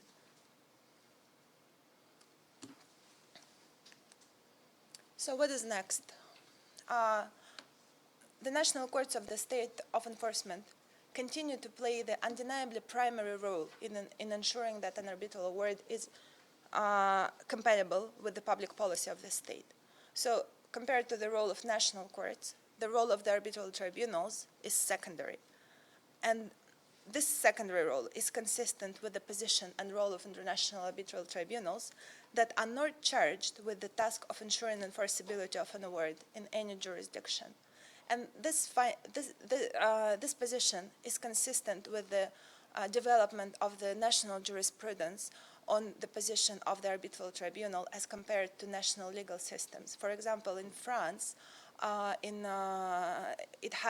this position has been taken by the Court of Cassation in many notable cases, and it has been confirmed in a recent case rendered by Court of Cassation in 2015, where the court said that the arbitral tribunal is detached from any national legal order, and it's not part of national legal system.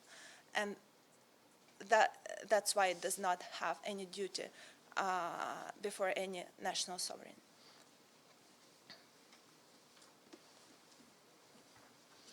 That's it.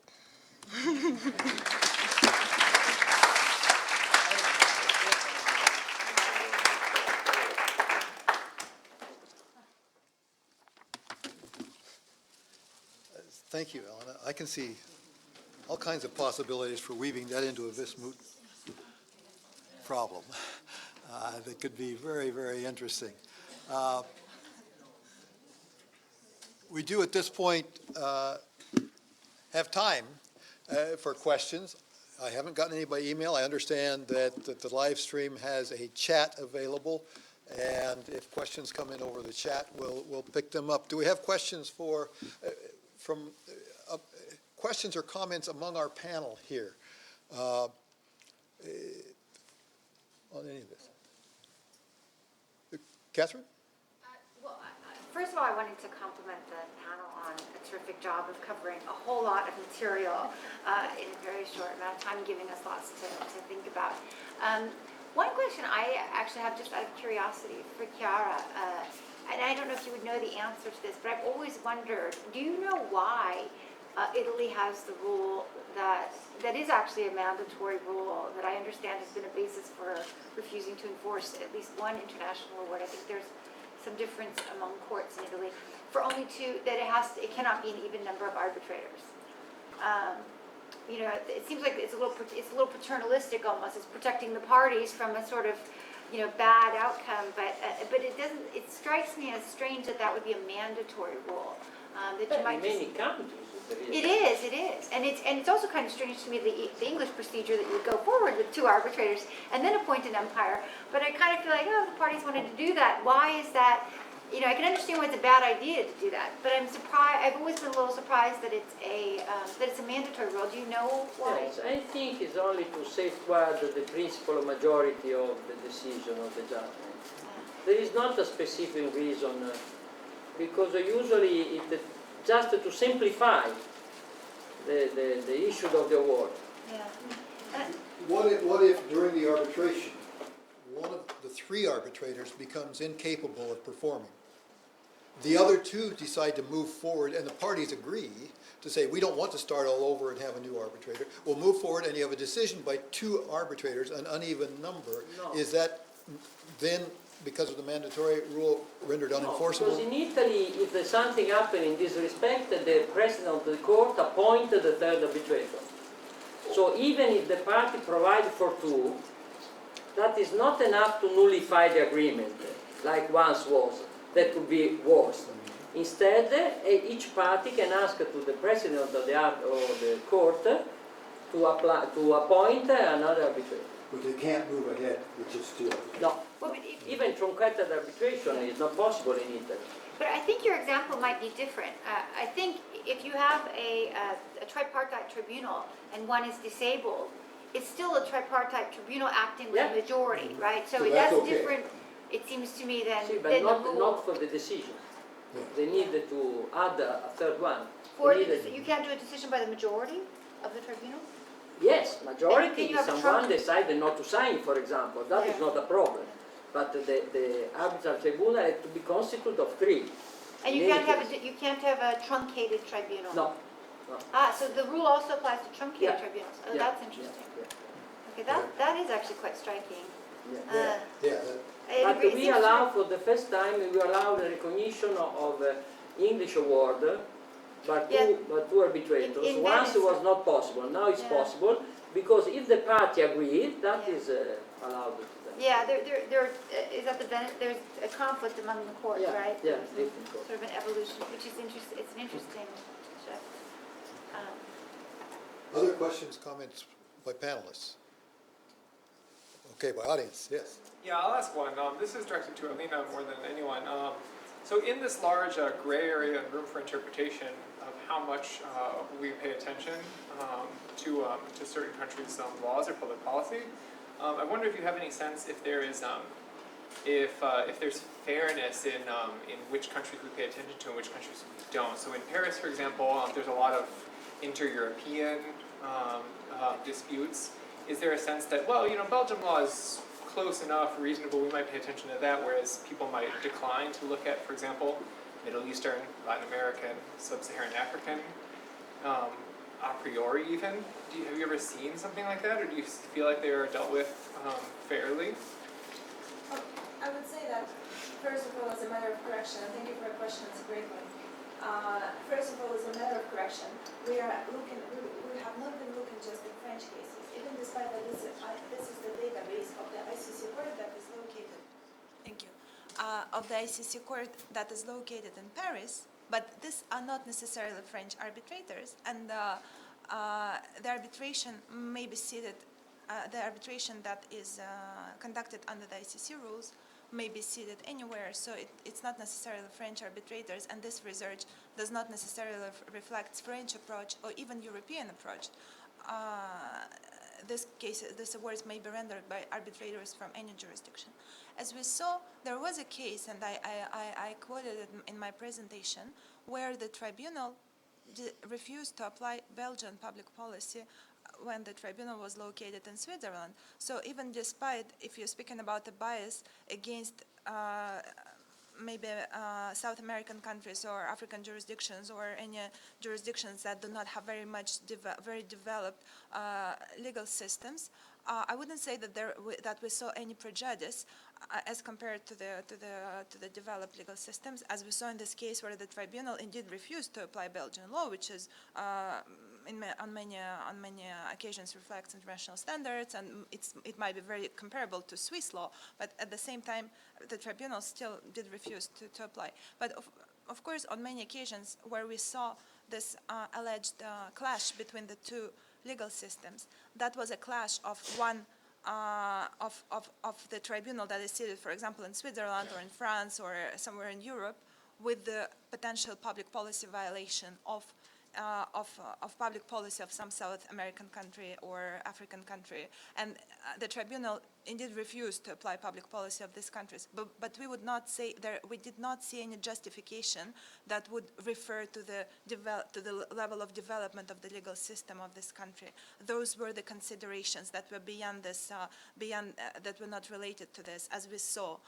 Those were the considerations of reflecting international standard, of the tribunal's duty to consider any laws of any enforcement jurisdiction. So I cannot say that we saw any prejudice or any bias by the tribunals so far. There's no one else. I'll let someone else go first and then I'll come back.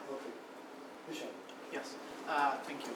I wanted also to ask Elena, as she mentioned in her presentation that a lot of countries have different interpretations to the public order principle. I know, for example, in India, recently they've been interpreting this principle as anything that goes against their national laws.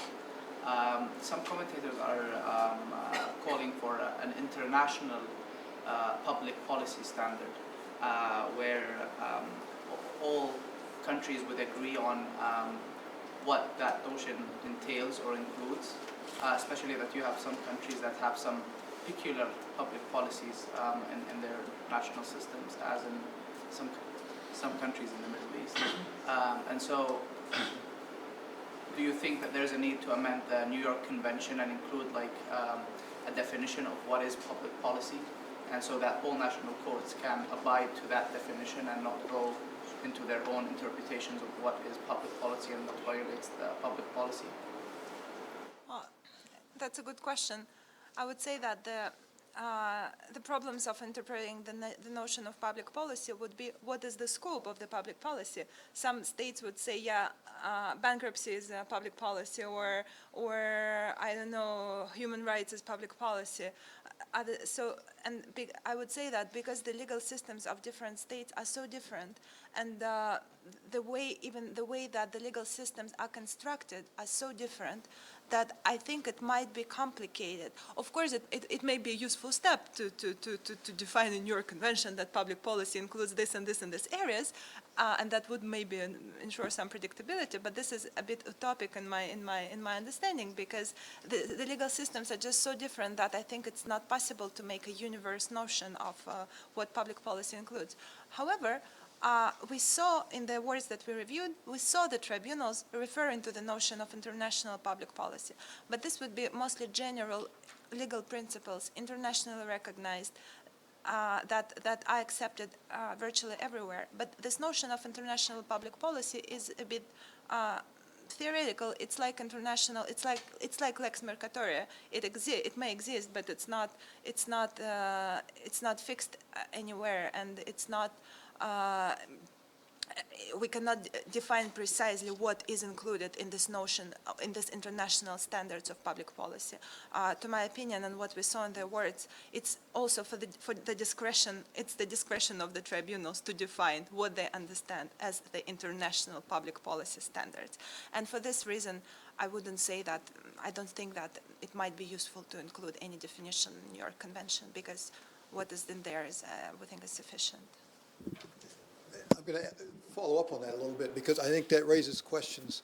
That first question that raises is, could you amend the New York Convention with 156 contracting states? Well, I just assumed that. That would be a difficult thing to do. And second, if you could, or if you were just writing that convention, would you want to do so to have a single definition, clear definition of public policy. And I think this is, and perhaps Christina can comment on this either now or later, because at the Hague Conference, similar treaties are being negotiated now, and the public policy ground for non-recognition of judgments is being considered. And I would suggest that I think it would be a dangerous thing to have a narrow definition, a clear definition of public policy, because I think if you had a clear definition of public policy, you would not have 156 contracting states for the New York Convention. That is the thing that makes states comfortable. Okay, it's the bit of flexibility that's necessary in order to get more states to sign on and to ratify. And so you always, when you're negotiating a treaty like this, you have the tension between having the clearest set of rules possible so that you will surely have uniform interpretation everywhere in the world, or providing the flexibility that you're probably going to need to get enough contracting states to make the treaty worth having. And that's a tension that's always a hard one to resolve, and a line that's always, I think, difficult to draw in that process. Catherine, you, If I could just add one small thing, public policy not only changes in space, it changes in time. So you can have one legal system that adopts a certain approach to public policy in a certain period of time, then 5 or 10 years later, it would have a different approach. So you want flexibility, you don't want to constrict the rule.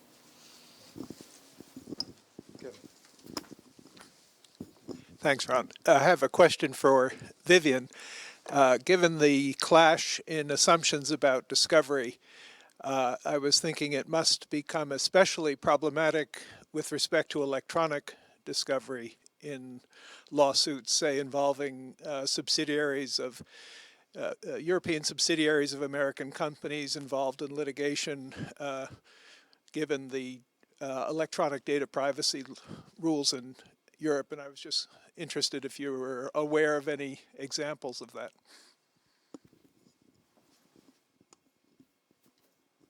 by the way, for those in the room, this is not being amplified, but it's being used for the live stream. So it is important. He says that because my voice doesn't carry. But so that, first of all, that's right. I mean, this whole e-discovery world where you have, I don't know, 1 billion documents that are discoverable in an American suit. I mean, yeah. But one of the things that's happened in international arbitration is that it has become increasingly specialized as a world, so that, in fact, some of these problems are becoming less problematic because practitioners in international arbitration tend to do it more than they do anything else. And so instead of having lawyers who now have to do an international arbitration and are terrified of cross-examination, or an American lawyer who now feels, how can I possibly cope with so little discovery, you have people who do very little else. And so everybody's getting more comfortable with what would have been insufficient for the American and terrifying for the civilian.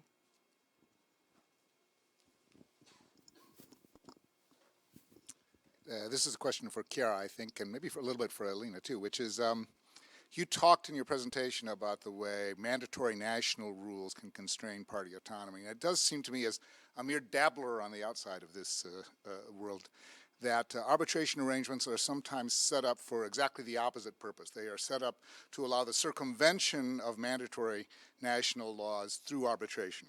And there was this problem recently that, in fact, presented the very thing and set up intentionally to allow for the circumvention of mandatory rules. And I wondered if you would comment on that and what that tells us about party autonomy in arbitration.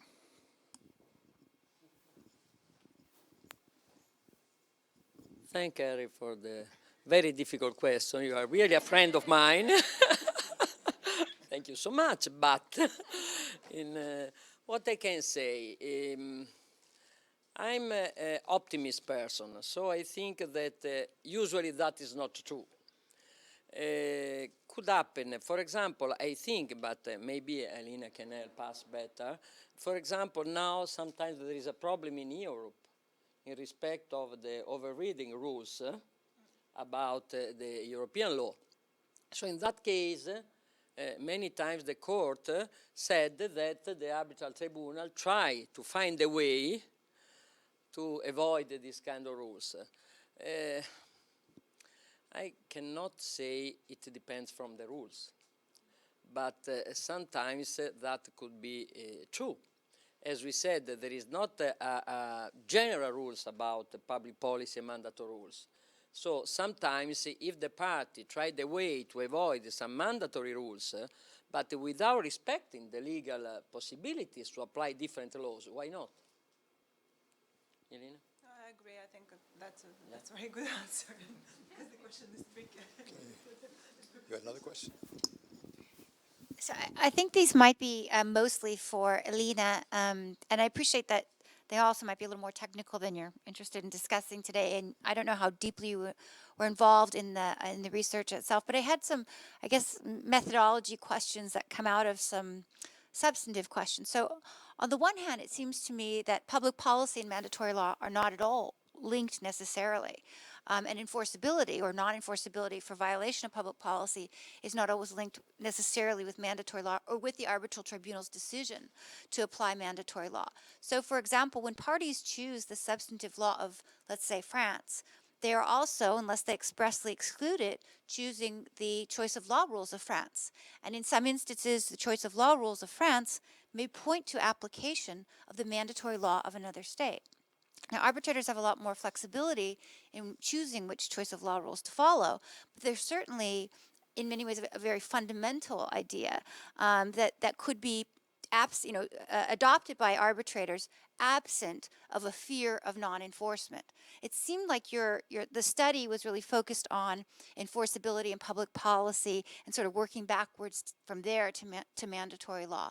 But it seems to me that I wasn't sure from your search terms, your electronic search terms, were they linked with and? Did you have to find all of them to be able to pull up the awards? Or could you just find mandatory law, in which case you might get a very different pool of awards that get pulled out of that 7,000. And the second kind of thought I had was about the framing of the issue. And again, I think this is when we frame research questions, we make choices, and it looks like maybe you were particularly interested, or White and Case was particularly interested in enforcement in public policy. And so you were looking at reasoning backward to what are the arbitrator's obligations with respect to enforcing the public policy of particular states.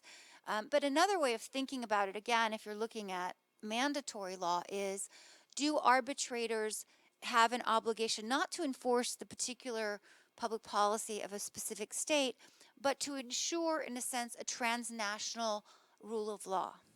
To make sure that parties don't, in a sense, construct their contracts and use arbitration as a tool to effectively avoid mandatory law. And so when we think about what the arbitrator's duties are, and I think you're right, a lot of people do frame it just as the obligation to render an enforceable award. But and again, I don't know exactly what the contours of the research project were, and it probably might have been the much more specific question, but it seems to me to be quite interesting to also think about the larger duty of arbitrators who increasingly, especially as we see international arbitration under attack in investment arbitration, but not only in investment arbitration, one of the defenses, it seems to me, is arbitrators provide assurances and protections for an assurance of an international or transnational rule of law. And if that's true, they should be I have no doubt that there are instances where it's a conscious and right decision to not apply the mandatory law of certain states. But it seems to me that it might be too simple to just say the only concern they should have is whether the award is going to be enforceable or not in all states or in one particular state. And they might have an obligation that transcends the enforceability issue. So that's a lot at the end of the time, and I know you didn't construct the entire research project, so I don't want to overload you with that. Maybe they're just things to think about in the abstract, but feel free to respond, obviously, if you want to. We'll give you the chance. Thank you. Yeah, first of all, concerning your question, and this is a very good observation, which I totally agree with. And first of all, concerning the methodology of the research and the scope of the research that we made, and I was directly involved in it.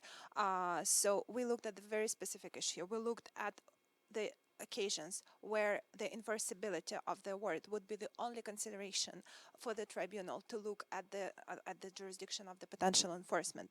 So we would not look at the occasions when the tribunals indeed decided to look at the certain public policy of a certain state based on the considerations other than the one that I mentioned. That's why it was not reflected. And of course, we had, when we used our keywords, we had a large number of awards where the tribunals dealt with the public policy issue. So it's not like the tribunals just dealt in 10 awards with the public policy. But in these 10 awards, the tribunals looked at the public policy because of this specific consideration. So that was the very narrow focus of our research. And concerning your second observation about the tribunals due to enforce a transnational legal order, I think yeah, that's probably the when we looked at the words that we researched into, I think that is probably one of the considerations why the tribunals would not enforce the specific mandatory laws of a given state, just because they do not want to render an award that would maybe be enforceable in a specific jurisdiction, but would not be enforceable anywhere, or would not be compatible with the transnational, with international public order. So, to my opinion, this is one of the considerations why the tribunals are reluctant to look at the specific mandatory laws of the specific state. If I don't know if this corresponds to your question. I'm going to close that with just one comment that I think picks up on this. Just about every arbitration commentary you can read in the first chapter will have a comment that it is the duty of an arbitrator to render an enforceable award. Your study raises very interesting questions about that, because if I'm in the general counsel's office and I have outside counsel representing me in arbitration, and they say, look, what we're going to do is attack that where they're going on this on the basis that not under Article 2 of the New York Convention, but under Article 5, it wouldn't be an enforceable award if you went ahead with this.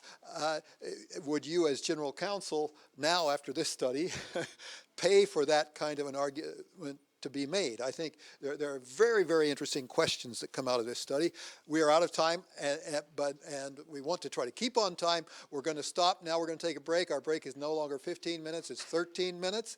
There are some refreshments right outside of the room. We will start up again just past 2:45, when the exact lines will be drawn across which counsel and arbitrators cannot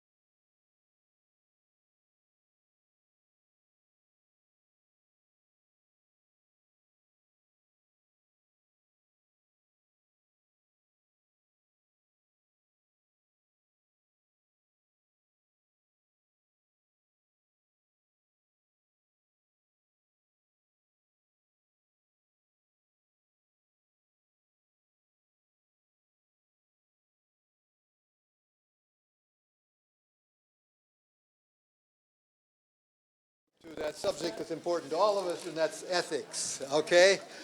What can you do? What can't you do? Where is the line? Both counsel arbitrators.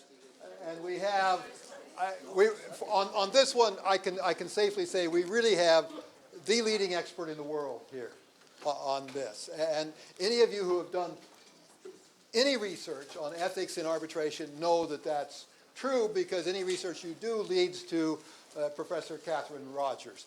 Professor Rogers is Professor of Law and Price Family and Faculty Scholar at Penn State Law. She's also Professor of Ethics, Regulation, and the Rule of Law, and co-director of the Institute for Regulation and Ethics at Queen Mary at the University of London.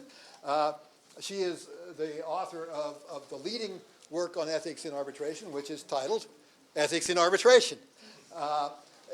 Published by Oxford University Press, which also, by the way, publishes the CILE Studies series of books. She has been appointed by the ICC Palestine to the Court of Arbitration for the Jerusalem Arbitration Center, but what you have in the materials doesn't reflect everything on that. The Jerusalem Arbitration Center exists largely because of Catherine Rogers. It's an effort to get ICC Palestine and ICC Jerusalem together to provide a forum for settlement of commercial disputes, disputes between Israelis and Palestinians, neither of whom really want to go to the courts on the other side.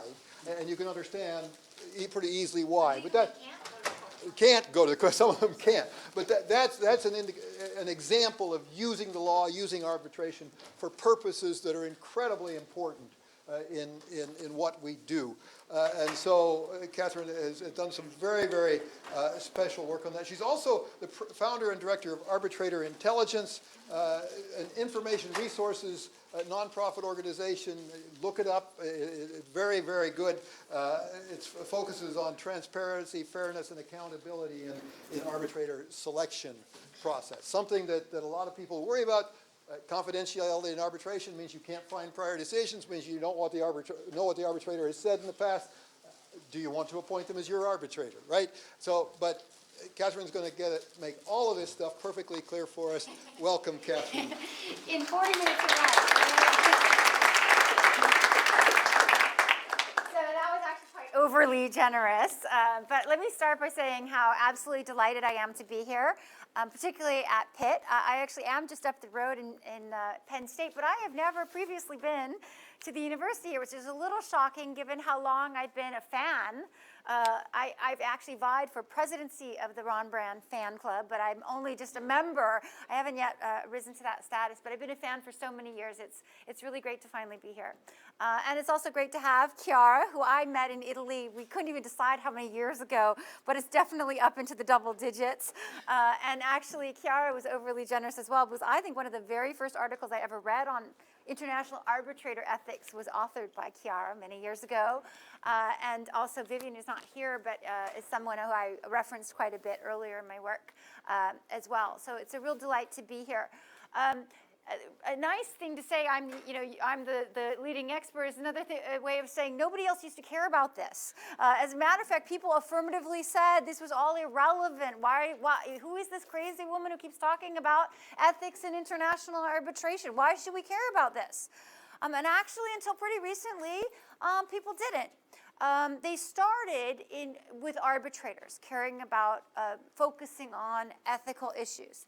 And I'm going to bookend my talk on counsel with some observations about arbitrators, because in fact, I think the arbitration community has done a really good job, not that there's not room for improvement, but they've been quite proactive, if I can use that term, in trying to self-regulate, and I use that, the community, to regulate arbitrators. And I think some of that is spilling over, some of the intuitions that inspired that are spilling over to counsel. And we're seeing a lot of movement on counsel ethics today. So first of all, let's start with some trends, especially for those of you who aren't active in international arbitration.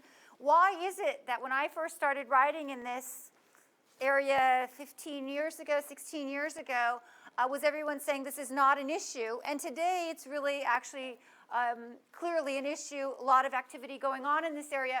So there are a number of trends in the international arbitration community that have brought this issue to the fore. One, the most basic, is it's been this tremendous increase in size, meaning there's just a lot more people bringing their disputes to international arbitration, and diversity. And actually, even in smaller communities in the United States, when law was locally practiced by small communities of lawyers, they didn't need formal ethical rules either. Why? Because everyone kind of knew each other, and there was sort of reputational concerns. And, small communities can self-regulate without formal rules. But once they start getting larger, once they also start getting more diverse, once you start having Brazilian parties, some of the observations that Vivian was talking about, you have parties who have really different ideas about what's procedurally appropriate, okay? All of a sudden you need more formal rules to say what is and isn't appropriate, because you no longer have this intuitive consensus of the small community. Secondly, and this is something that's happened over time as well in international arbitrations have become much more complex. 30, 40, 50 years ago, the typical international arbitration was a buying and selling of some goods across borders. Nowadays, we have these multi-party arbitrations worth billions of dollars in these highly complex international structures. Okay? As a result of the increased complexity in the types of disputes that are being brought, you've also seen an increased formality in the rules. So we're going to talk a little more today in this presentation about some rules that Vivian already highlighted for you, the IBA rules of evidence. But those are also kind of a relatively recent in the history of international arbitration innovation. Why? Because 50 years ago, nobody thought we needed formal rules of evidence. It was all kind of a little more flexible, a little more intuitive. But as the, oh, I must have done something terrible. Okay. They didn't like my presentation. So as the disputes have gotten more complex, there are more parties with different views about how things should be done. They needed more formal rules to regulate the proceedings as well. The other trend I'm going to talk about, without my slides, watch me do this, is increased competition. This is actually one of the biggest drivers, I think, of ethics, right? Competition between states, and I'm going to come back to this, but states compete to attract arbitration business. What they talk about is legal tourism. Okay, this is actually massively important competition. They keep revising their arbitration laws to get people to sign, to put as the legal seat that jurisdiction. And this affects ethics. Let me give you an example we'll come back to. For example, it used to be that many jurisdictions, Korea, Japan, Singapore, but also many Latin American jurisdictions, you had to be a locally licensed attorney. And then let me add California, in case you think these are all foreign jurisdictions. You had to be a locally licensed attorney to be able to appear as counsel in an international arbitration.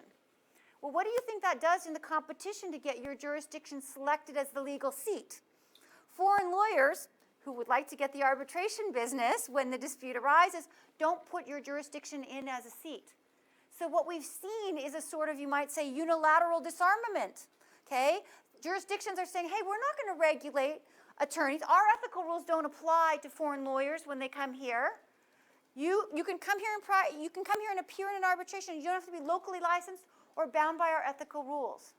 I'm really hoping the slides come back soon. But until then, we'll keep on this competition theme, okay? So lawyers compete with you. Thank you. That helps. It's not as user-friendly, but I've got it now. Okay. In a couple of minutes, it'll be back on. Oh, because I was so electric when I started that I burnt out the projector. Okay. So, who else competes? Lawyers compete among each other. Law firms compete, right? And so when we talk about consensus growing, new international consensus about what's appropriate, one of the ways lawyers sell themselves to their client, hey, I know how this is all done. I know what's appropriate, what's inappropriate, where the lines are. Arbitrators compete, which is what arbitrator intelligence is all about, right? As this sort of market for arbitrator services, the nonprofit that Ron mentioned. If arbitrators are competing, one of the things they compete on is, hey, I'm really good at making sure that the proceedings go smoothly. And so if you have disruptive conduct by a counsel, I know how to resolve it. Okay, I know how to make sure it doesn't happen in the first place. So this is the basis for arbitrators to compete with each other. And institutions. And we're going to talk about some really interesting innovations by arbitral institutions, some of which were already sort of previewed for you. Why? Because institutions compete to get their rules put in the arbitration agreements. And one of the ways they compete to get those rules put in is, hey, if attorney misconduct's becoming a problem, we've got rules to take care of that. Pick our institution, and it'll give you a way to avoid the problem. Some hope in the air. Okay, but in the meantime, the next point, or the next, I think, trend we're seeing in international arbitration that I already also mentioned, is there is what some people call a crisis in legitimacy. Now, that's the place where that's focused is in investment arbitration, but there is some spillover to so-called commercial arbitration, okay? And as a result, when people start saying, oh my gosh, there's a crisis, what do people look at when they say there's a crisis in legitimacy? They look at the conduct of the people involved. And so if you look at the sort of critiques of investment arbitration, their top 10 complaints about this process, 5 of them have to do with the arbitrator's ethics. They have too many conflicts of interest. They're not accountable to anyone. Okay? They also have started attacking essentially the ethical conduct of third-party funders, which are sort of outside financiers for these cases, and by implication also some of the attorney's conduct. Now, these developments, and this ties into some of the larger work that I think the center does in legal education and educating global lawyers, some of these trends are part of larger global developments more generally, right? So on the one hand, there's a proliferation of international courts and tribunals outside of international arbitration. We have international criminal courts now. We have the multiple European courts. We have different tribunals, springing up around the world. Some of these, actually, including the international criminal courts, do have codes of conduct for the attorneys who appear before them. It's like, well, so international ethics aren't impossible, okay? It's just arbitration's been missing them, okay? And it's also a part of a general globalization of the legal profession. Again, it used to be that lawyers, you were educated in one system, you practiced law in that system, your clients were from that system, those were the courts you went to. Nowadays, and you just look around this room and you have multiple examples of attorneys who might get 1 degree in their original jurisdiction, an LLM in another jurisdiction, get licensed, I think I'm looking at you, Elena, you're licensed in a 3rd jurisdiction. Is there a 4th jurisdiction? You probably appear in jurisdictions all over the world, right? You probably appear in London or wherever else. So the idea that an attorney is anchored to one particular national system has evaporated, right? And that also, I think, signals, which we'll talk about later, this idea, this traditional model of the national, or in the United States, state bar association as being the primary regulator starts not making so much sense, right? So let's see how these trends translate into international arbitration. And I'm super grateful for the preview that we had on this. I'm going to go a little deeper on it. So we've already heard that there's this very big difference between common law and civil law. We didn't coordinate this, by the way, Vivian and I. If you might imagine we had elaborate conversations to make this all work, but we didn't. This is actually this sort of quintessential example about the differences between common law and civil law systems, right? In the United States, actually, there are bar decisions that say it's an ethical obligation attorneys have to prepare a witness. We use that word, prepare a witness. Why? Because it's part of your duty of competence, at least according to some bar authorities. And we already heard from Vivian that in civil law contexts, this is an anathema. It doesn't happen. Number one, it's criminally punishable in certain jurisdictions, and a violation of professional ethics in most of those as well. Okay. Now, in the international arbitration community, and Vivian also previewed this, they've sort of gotten over this at some level, or at least they think they have, right? Why? Because many years ago, back in the 1990s, some years ago in the 1990s, the IBA, I think it was 96, the IBA promulgated the first set of rules of evidence. Rules of evidence. And so when I first was writing, I'm like, hey, look at this really big conflict between ethical rules. Don't you think we need some more guidance? Like, no, we've taken care of it. We have, in the IBA rules of evidence, we've codified the solution. We've kind of created we've resolved this problem. And this is what they put in the IBA rules of evidence. Now, I call this a stealth ethical rule masquerading as an evidence rule. Why? Because since when do evidence rules talk about whether something's proper or improper? They talk about whether something's admissible or inadmissible, okay? Or material or immaterial, or relevant or irrelevant. They don't talk about proper. Why? But they understood that they needed to resolve this ethical conflict. And so they essentially put what is effectively an ethical rule in the rules of evidence. Now, one of the problems is, as was also previewed by Vivian, this is not the only point of conflict. This is one of many. There are different rules about confidentiality. So one of the ones which actually came across myself in private practice but has come up in in other arbitrations, and they're one of the few cases where a bar authority actually got involved to sanction an attorney. In France, you can put on a communication sous la foi du palais, that's my horrible French, and it is a provision you put at the top of a correspondence that signals to the other side that they cannot share this document with their client. It's a form of confidentiality between the attorney, the opposing counsel on the same case. Now, I have some theories about where that comes from and why that makes sense in the French system, but for right now, just take my word for it, that is the rule.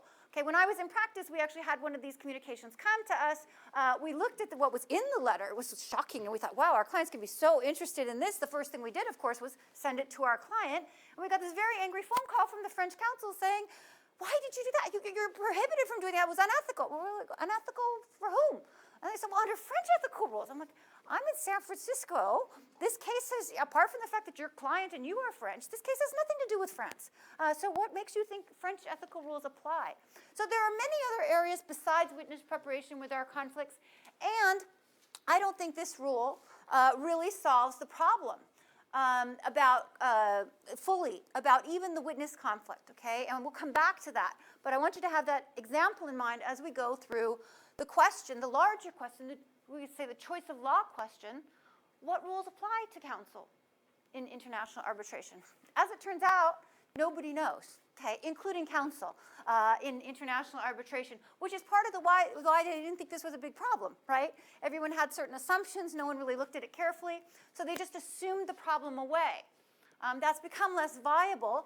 There was actually in 2006, I think it was appointed, or 2007, it was originally the International Bar Association created a task force to look at this issue because it was kind of percolating up. And I know for a fact that the head of that task force personally believed that, and quite firmly, that this wasn't an issue. And so they decided to do a survey to prove that there was no need for regulation, that they shouldn't do it. They wanted to kind of put themselves out of business by doing the survey. But it didn't quite work out so well, okay? First of all, 63% of the respondents said they think when they're in international arbitration, they're bound by their home ethical rules, meaning the jurisdiction that licensed them, excuse me. Now, I call this the turtle theory, right? You're like a turtle, and your rules are your shell, and wherever you go, you bring them with you. They just kind of travel with you, your home ethical rules, wherever you go. But notice 63% is very far. I mean, it's over a majority. It's a substantial majority. But that's pretty far from, complete consensus. When you're thinking about, when we're talking about mandatory rules, your ethical rules, which rules govern your professional conduct. 10% either had no opinion or didn't think they did apply. 27% said, I really don't know, but in an abundance of caution, I do try to follow my home rules. 56% said, and I think this becomes really relevant, that in addition to their home rules, some other rules also probably apply. What rules might those be? The ethical rules of the legal seat, the ethical rules of a place where your conduct occurs other than the legal seat. What if you go someplace to interview a witness, but it's outside of the legal seat? Okay? It might also be the jurisdiction where the award is enforced. It might also be, for example, imagine this. I mean, if we want to try and capture the problem here, you have U.S. counsel and German counsel in an arbitration seated in Italy where one party is Japanese and the other party is French. Okay? Which ethical rules should apply? Which rules the client has expectations about? Well, those might come into play if there was, for example, a malpractice action. Okay? So the range of possible rules that might apply in any particular international arbitration are varied, okay? And there's very little consensus about which rules might apply. Now, my favorite number from this survey, though, is this last one. Over 80% of the people surveyed said that they usually or never knew which ethical rules apply to their opposing counsel. Can you imagine trying to create your case strategy when you don't know what the professional obligations are of your opposing counsel? Okay, that signals a very big problem. So not surprisingly, the survey also concluded an overwhelming majority said, we need more guidance, okay? This isn't something that can be ignored anymore. And in fact, the task force did go forward, and I'll talk about later what they came up with. But let's go back. How many of you here are, anyone licensed, for example, in Washington, D.C.? Okay. Anyone else licensed in New York? Okay. Are people here licensed in more than one jurisdiction? Okay. All right, so just to get a sense, all right? So Model Rule 8.5 applies in D.C. A slightly modified version applies in Pennsylvania. But for the purposes, I'll talk about Washington, D.C. in part because so many lawyers from there do practice international arbitration. The first part of Model Rule 8.5 says the disciplinary authority, the bar authority of the place you're licensed, has the power to discipline you wherever your conduct occurs in the world. That's actually a relatively recent innovation. Remember we talked about the globalization of the legal profession. It used to only be limited pretty much to your state. And then they kind of realized, well, wait a minute, maybe it has to be, as legal practice became more national and then more global, they sort of expanded it. But the reason why I think that's interesting is in the 1980s, if you remember the Bhopal, India disaster, right? Where there was this horrible gas leak. I think it killed over 60,000 and injured over 200,000. It was the worst industrial disaster. It might even still qualify as the biggest industrial disaster ever. And so American attorneys did what American attorneys always do in the face of disaster. They all got on a plane and went to go sign up all the injured victims. It was the world's biggest, it was highlighted in the newspapers as the world's biggest ambulance chase. Okay. Now we talk all the time about ambulance chasing, but it's actually technically an ethical violation to approach a victim in an ambulance and ask them to sign a retainer agreement. Okay. It's a rule that's often violated, but is a violation. Those attorneys, even though the abuses were horrific, just the attorneys, one bragged to a newspaper that he had signed up one client every 60 seconds. These are people who were largely illiterate. Many of them did not speak English, and somehow they were signed up in violation of the ethical rules. No consequences at home, though, because at that time, in the 1980s, you couldn't be disciplined at home for conduct abroad. Now you can be. But that just begs the question, what rules are they going to apply? Are they going to always apply their home rules? Does your bar association adopt the turtle theory? Okay. Actually, as it turns out, no. They say when we exercise disciplinary authority, okay, the rules of professional conduct that will be applied are, and this is only the part that applies to arbitration, and it's kind of poorly written, it's sort of reversely written, unless the rules of the tribunal provide otherwise. So the first instance, you apply the rules of the tribunal. Okay, but if there are no rules of the tribunal, you apply the rules of the jurisdiction where the tribunal sits. Now, this was not written by arbitration specialists, so they wrote sits instead of seat. Okay? It was also not written for international at all, or for arbitration. It actually used to say courts. At some point in editing, they put in tribunal, so it applied to arbitration, but they didn't think about how that could change, especially if it's an international arbitration. So let me give you an example. The Iran U.S. Claims Tribunal in the news recently for interesting reasons, right? It's seated in The Hague. The reason why they chose The Hague and the Peace Palace is because it was a place that was available for free. It was convenient, okay? But it was also totally neutral, and in fact has nothing to do, with either Iran or the United States. But what does this rule mean? What rules govern the D.C. attorneys who appear before the Iran U.S. Claims Tribunal? All together now, which rules apply? Yeah, the Dutch ethical rules. So good first question. Can we find those in English, right? Could you find those in English? Could the attorneys, first of all, actually, as it turns out, I've talked to a lot of them. They didn't even know that, okay? 8.5 was a big secret until pretty recently, or at least this application of it, because they couldn't even imagine that, Dutch ethical rules would apply to them there. And I also spoke to one of the judges from the Iran Claims Tribunal, and I said, did you know what rules govern the D.C. attorneys who appear before you? And for those of you who know Charlie Brower, you'll appreciate this response, which is, he goes, I said, it's Dutch ethical rules. He goes, that's the craziest thing I've ever heard, okay? He had no idea that the D.C. attorneys appearing before him were bound by Dutch ethical rules. Who again is licensed in New York? Okay, interestingly enough, New York has a different rule. They didn't put the word in tribunal. It still says court, okay? So interesting question whether Iran Claims Tribunal would apply or not, but basically with international arbitral tribunals generally, because it's called a court sometimes, New York rules say, no, you apply New York ethical rules. So I asked who's licensed in multiple jurisdictions, because it's often the case that you might have one law firm with offices in New York and DC, okay? One team of lawyers, and one is bound by their New York rules and the other one's bound by Dutch ethical rules or whatever else, okay? Now think also, remember what I told you about Singapore. Singapore used to have rules that said you had to be licensed in Singapore or at least admitted to practice as a foreign lawyer in Singapore and bound by ethical rules of Singapore to be able to appear in a local arbitration in Singapore. But now what does Singapore say? We don't want our ethical rules to prevent anyone from not choosing Singapore as a seat. They've abdicated, right, application of Singapore ethical rules. But this rule says Singapore ethical rules apply, okay? Now that happens sometimes in choice of law, okay, where one system's choice of law rule points to law that actual system, and there are some interesting doctrines for dealing with that. But this rule clearly has, you can already see, okay, some problems. Now let's go back to our example of witness preparation, okay, and let's look at the question of which rules apply. And let's go back to the example I told you, U.S. attorney appearing in Italy, German counsel on the other side. Okay, and we have a Japanese, and I can't remember where I named it, let's say Brazilian clients on both sides, okay? Now, which ethical rules apply?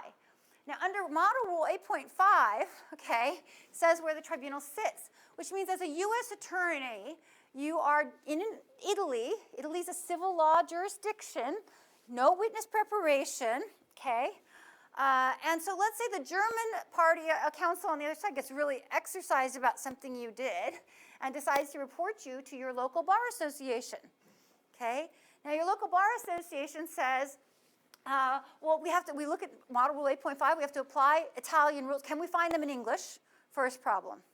Okay. Second problem is, and it depends who you speak to in Italy, but you speak to, Stefano Azzali, right? And you say, in Italy, do Italian lawyers prepare witnesses before in an international arbitration? Oh, yes, of course we all do, because, everyone kind of knows it's a sort of implied exception, and it's part of international practice. And you talk to some other Italian attorneys, they say, I've never heard that before, okay? And in fact, in some jurisdictions, there is not consensus. Okay, what is the bar going to do? What is the bar going to do in applying those Italian rules? Are they going to disbar you for ethical misconduct?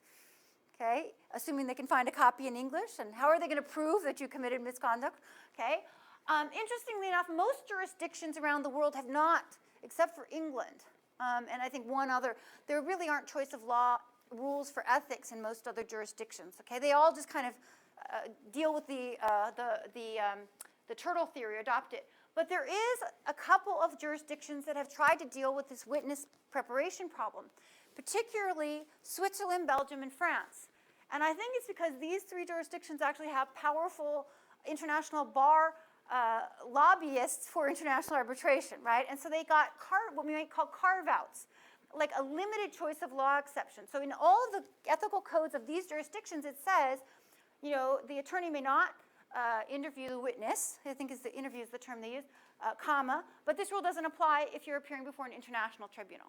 It's a carve-out for international tribunals in these three jurisdictions, okay? The problem, though, the reason why I left new rule in quotation marks is because it's not really a new rule, it's removal of a prohibition, okay?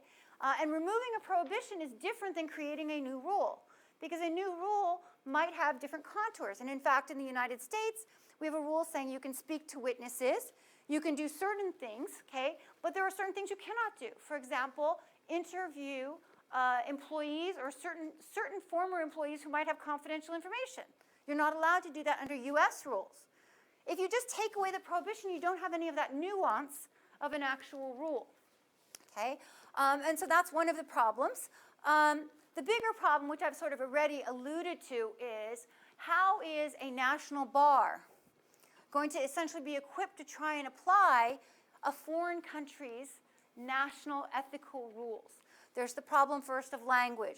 There's the problem of interpretation. So all of us know that the way the code is written is quite stark. and the way we understand what conduct under those stark rules is permitted or not permitted is because there's a body of case law and bar association decisions that help us understand and interpret that language. How, first of all, go back to how is an attorney going to understand? Maybe you get a translation of the Italian Code of Conduct, but that's not enough. You probably have to get much more specific advice from local counsel interpreting these rules. And actually, you probably have to get, to be safe, advice from counsel who specialize in legal ethics. Because part of the reason why, I mean, if you start surveying attorneys generally, whether something's ethically permitted or not, you oftentimes get a really surprising level of discord even within one jurisdiction, okay, about something they're supposed to know. The other thing, and I think this is the bigger issue, is that national bar authorities tend to be, I mean, very national and locally focused, right? They don't know in international arbitration that the prevailing view, the prevailing trend, the IBA rules of evidence say, okay, that we think it's not improper, that this is kind of the consensus we as a community, as a practice within our tribunal system, follow. So and the national bar, the question is, how would they understand how to apply rules that happen in a context, in a procedural context, that they don't have any familiarity with, right? It's one thing for them to say, we know how the federal courts are supposed to function, we know what this rule says, we know what the precedents are interpreting this rule, this conduct does not comport with this rule in the federal court center, okay? So what we've been looking at so far is the question of which rules apply, what's the content of the rules, okay, that should govern attorney conduct. I have 10 more minutes? So now let me turn to the question of enforcement. So I've been so far just bashing National Bar Association enforcement. Now we're going to shift a little bit to a newer idea that maybe arbitrators should be the primary enforcers. Now in the United States, this is actually pretty common. We have a Rule 11 sanctions and other forms of sanctions and inherent powers of courts to be able to sanction attorneys for misconduct that occurs before them. I will say in most other jurisdictions, particularly civil law jurisdictions, courts do not have the power to sanction attorneys for reasons that are quite historic. Now there's a bigger problem in international arbitration, and that is that where does the jurisdiction of the arbitral tribunal come from? The arbitration agreement. Okay, so it has power over the signatories of the arbitration agreement. The attorneys are not signatories. Okay? So at face value, they're really outside the purview, and that's the classical view, that arbitrators do not have within their jurisdictional competence, within their power, to either disqualify, which is a typical remedy to exclude an attorney from the proceedings, or to impose some other kind of sanction, including, for example, monetary sanctions. Okay? And this classic view was articulated, this was a NAFTA case. I love this case because I think it really shows this urge of the arbitrators. They really wanted to sanction, but they kind of behaved themselves and said, no, we don't have that power. There was an attorney who posted what the tribunal had clearly said was supposed to be a confidential document on a website.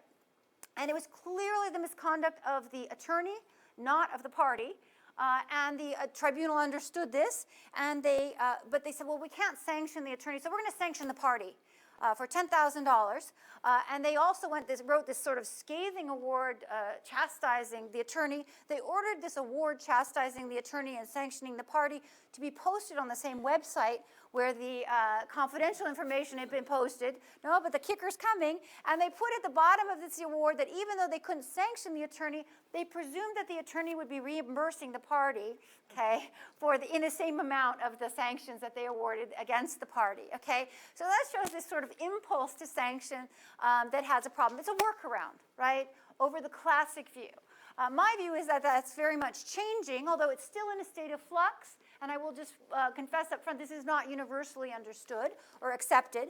But there was another seminal case. Remember that Charlie Brower, who was a former Iran U.S. Claims Tribunal judge? Well, he's also a big international investment arbitrator.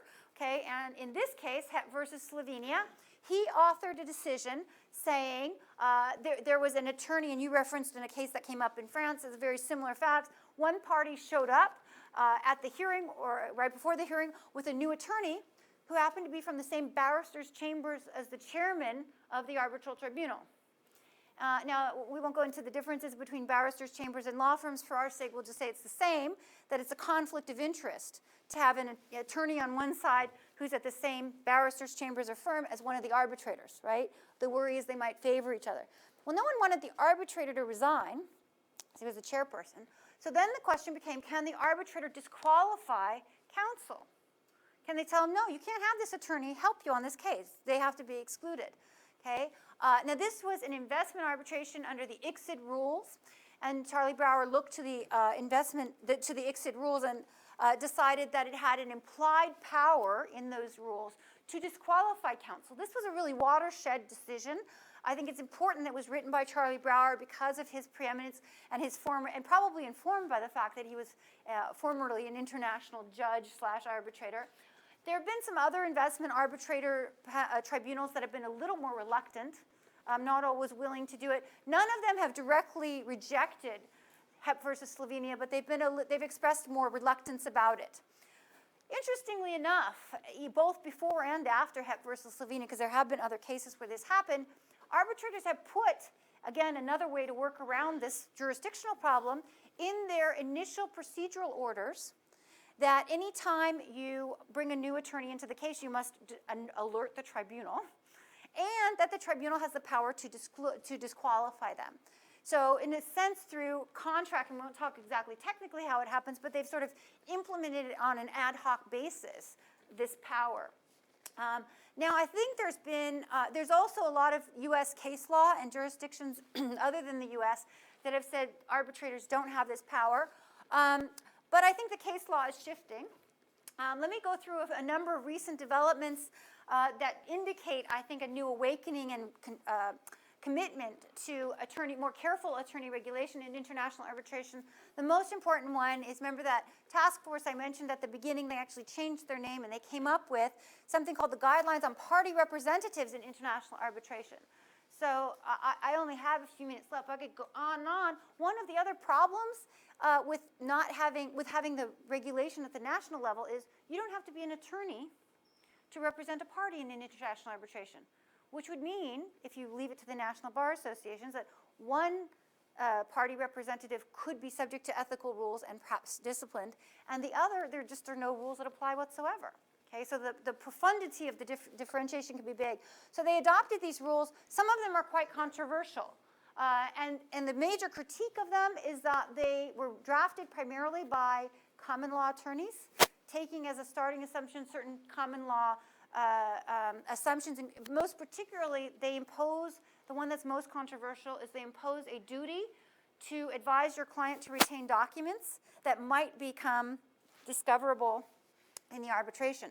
Well, that all assumes a body of discoverable documents that's premised on a very common law principle, and it also violates, civil law lawyers will tell you, the prohibition against helping your opposing party. Another super interesting, and again, this works around the jurisdictional problem, the LCIA, remember we talked about competition among institutions. The LCIA says, hey, this is a big problem. We're seeing it come up in arbitrations and cause problems, so we're going to put this annex on our rules. The rules become part of the arbitration agreement. Okay, so that solves the jurisdictional problem. That says that these ethical rules apply to the attorneys in the arbitration and gives certain powers to the arbitrators. I will say the Swiss Arbitration Association is the one that's most vehemently and vocally opposed to the IBA guidelines, and it proposes instead some sort of global bar association thing that, to be honest, I don't think is going to go anywhere, but I think that it was just this visceral anti-IBA reaction that they had. Interestingly enough, the ICDR, which is the international part of the AAA, announced that it's going to have a whole code. So the annex in the LCIA is kind of a core, very, very core and minimalist code of conduct. The ICDR is like, yeah, we're going whole hog. We're going to do a whole code that's going to be a mandatory part of our rules. So far, they haven't come up with it because it's hard to do, but they've at least announced it. And interestingly enough, the ICC has also called for institutions around the world to essentially do kind of a hybrid of the LCIA and the IBA and say, look, if you arbitrate under the ICC rules, you're bound by the IBA guidelines on party representatives. Now, one thing I'm going to, I might need, so I'm going to violate 2 more minutes. Is that all right? 4 minutes instead of. Is there an ethical rule against it? I don't know. You're the one who has the power to decide. Okay. So I just thought I'd preview for you because one of the things I do, one of the hats I wear is I'm a co-reporter on the new restatement on international arbitration. And the restatement has, we're at the part where we're talking about what happens in the proceedings, and maybe coincidentally, because I write on this topic, there's a provision or a section in the restatement that might be published in the next few weeks that literally just got sent in this week. And what it attempts to do, we don't tell the arbitrators what to do because the restatement is aimed at the courts, and in this instance, also the bar authorities. Okay, but what we try to do is provide some guidance, and this tries to essentially be an overlay with Model Rule 8.5.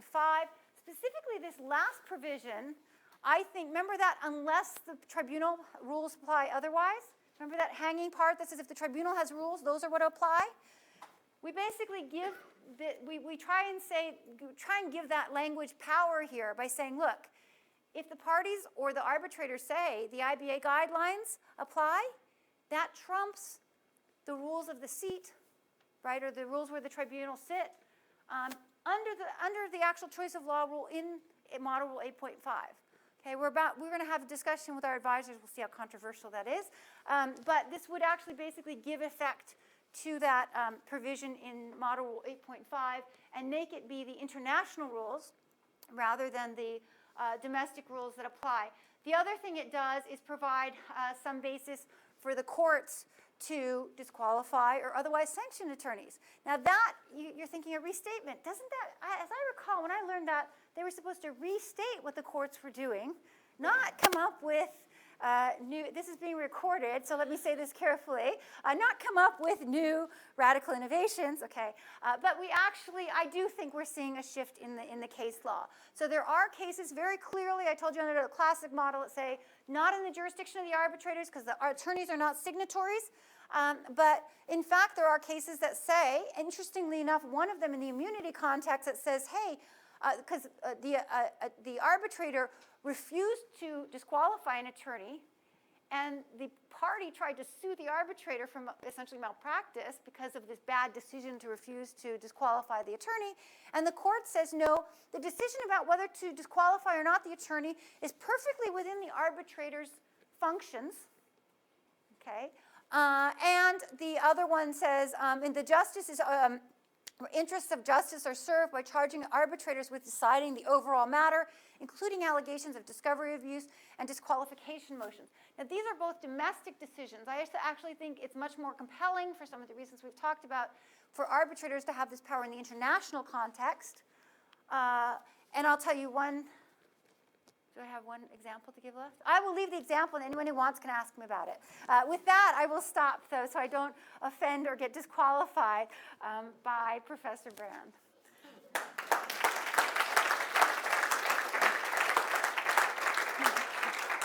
Why don't you just stay up, because all the questions will be for you. Okay. But I'm going to start first. I'm taking notes here. And I have what I now will call the Professor Rogers conundrum. Under the IBA rules, you need not be an attorney to be a party representative, right? Right. Okay, so if you're not an attorney, there are no ethical rules that apply to you, okay? So that's an incentive to flunk the bar. Okay? But if you flunk the bar, you don't need CLE credit, so you won't be here to find out that those rules don't apply to you. And I will say this, though, as a practical matter, it's true. And in some industries, for example, maritime, you don't need to be an attorney to either be an arbitrator or representative. As a practical matter, apart from a few sub-industries like in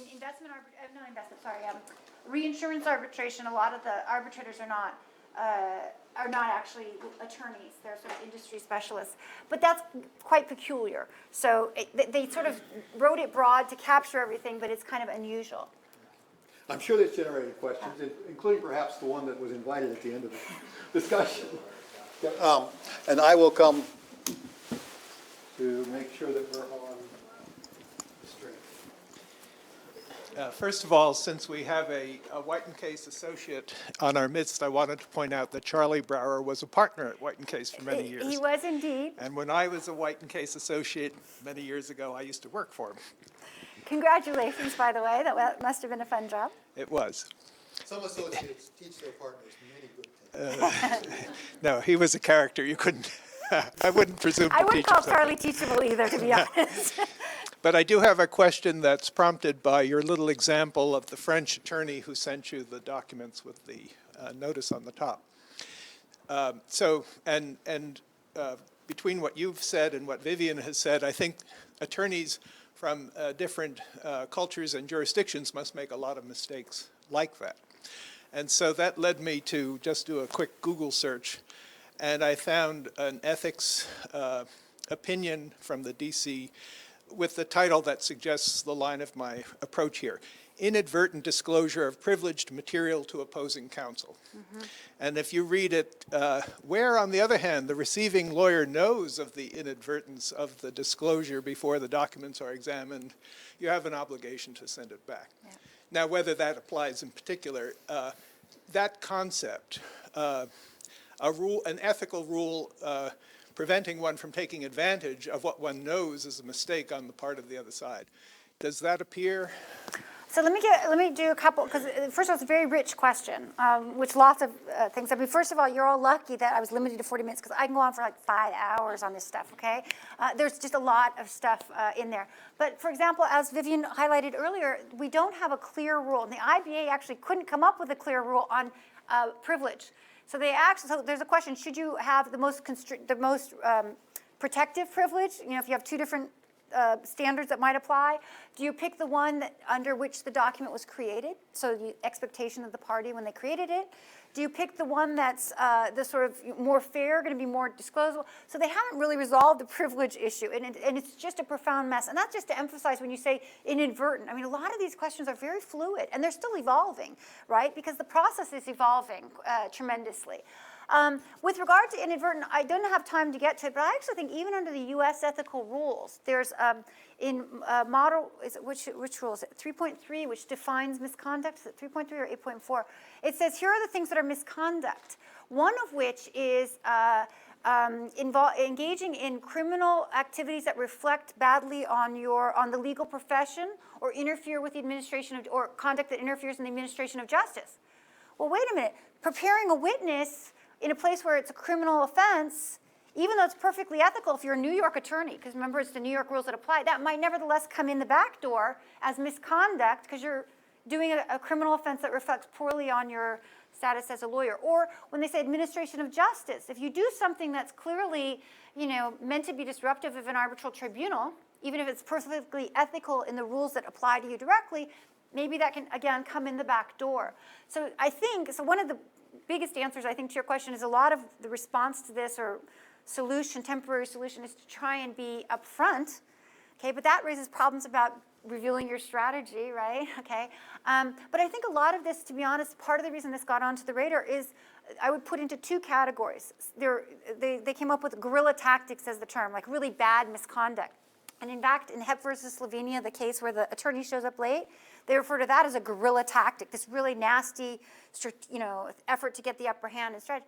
Well, I think there are two categories these so-called guerrilla tactics go into. One is intentional misconduct, and the other is just essentially a good faith disagreement, because their response when they said you can't have this attorney was, we have a right to an attorney of our choice. I'm exercising a right. And a lot of these ethical problems are right against right. They're not right against wrong, So for example, with the confidentiality example, one side has to keep it confidential, the other side's obliged not to. Each side's asserting, essentially, what's right under their rules. So you're right, there's a ton of misunderstanding, which is why I think we need more clear rules at the international level. Yes? Yes. One thing we do in the United States litigation is we normally begin litigation with a case management order or a case management agreement, so that there isn't that kind of confusion. And then we'll mark documents confidential business information. But one thing that's very common is attorney's eyes only. So for example, if I mark a document attorney's eyes only, that simply means you could look at it as opposing counsel. You cannot show it to your client or anyone else. So I think if you were to adopt that, now I know you wouldn't have a case management order with an arbitrator, maybe you could, but you could certainly have a case management agreement. So you set that out in advance so there is no confusion, everybody's bound by the same rules, and there would be no excuses. And if there was inadvertent discovery or inadvertent disclosure, well then just like the U.S. model, probably other jurisdictions as well, you return it. But you put that, like we do in the United States, you put that right in the case management order. Wouldn't that be the solution? Well, so first of all, that has been proposed. We do have something called the initial procedural order, which is quite similar to that. The problem is to address, I mean, we've gone over 2 out of the 30 issues, okay? And so what you would need to address them all is for each procedural order to essentially individually negotiate a new code of conduct. Okay, so let me give you just another example. When we talk about the privilege issue, which is huge, okay? And also you oftentimes can't anticipate what the ethical issues are going to be at the beginning, which is why the IBA says, hey, just adopt the IBA, or the ICC says, hey, everyone just commit to these established codes that we've made, which would be functionally equivalent, right? Although they don't address even all of these issues. They leave out some really big issues. But for example, I mean, just on the privilege issue, because I think to show how profound these problems are, in Europe, under European Union law or under the law of, I think it's a third of the jurisdictions in Europe, in-house counsel communications are not, I keep getting, I'm having a technology problem today. Someone keeps telling me to shut up or go away or something. And so, but the in-house counsel documents are not subject to privilege and confidential, right? Microsoft, I mean, big company, got surprised by this in the Microsoft antitrust case in Europe, competition law case. They found out, oh, all those communications where our in-house counsel was advising us whether we do this or not is going to violate European antitrust law. That's all going to be given to the European antitrust authorities. Oops. And you can't anticipate. I mean, so Microsoft got completely blindsided by that in a court system. But in arbitrations, you oftentimes can't anticipate the issues, which is why we say maybe adopt just the full code. But even that code doesn't address everything. Yes? I have 2 questions. One is, what about that example you were going to give us? But before you do that, this one is, so I'm a member of the DC Bar, and someone's crazy enough to hire me to represent them before the London Court of International Arbitration, and I'm interviewing a witness in France. So just tell me, what are the ethical rules that apply to my situation under the restatement rule that is being proposed? Okay, that would take me at least another 3 or 4 hours to go through.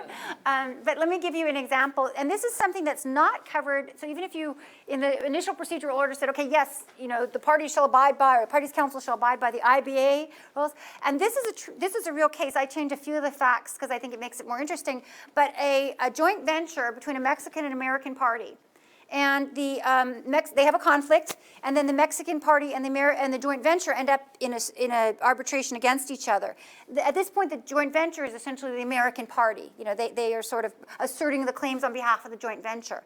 The attorney who used to represent the joint venture is a Mexican attorney who now starts representing only the Mexican party. Okay. Now, for those of you who, I'm going to ask the students here, have you taken professional responsibility? Do you understand that's a conflict of interest? You can't be adverse to your former client, okay?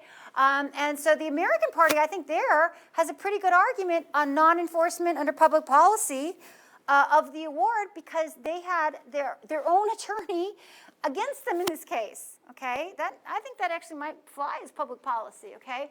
So then the arbitrators, so they said to the arbitrators, hey, look, the award will not be enforceable, okay? So disqualify that attorney.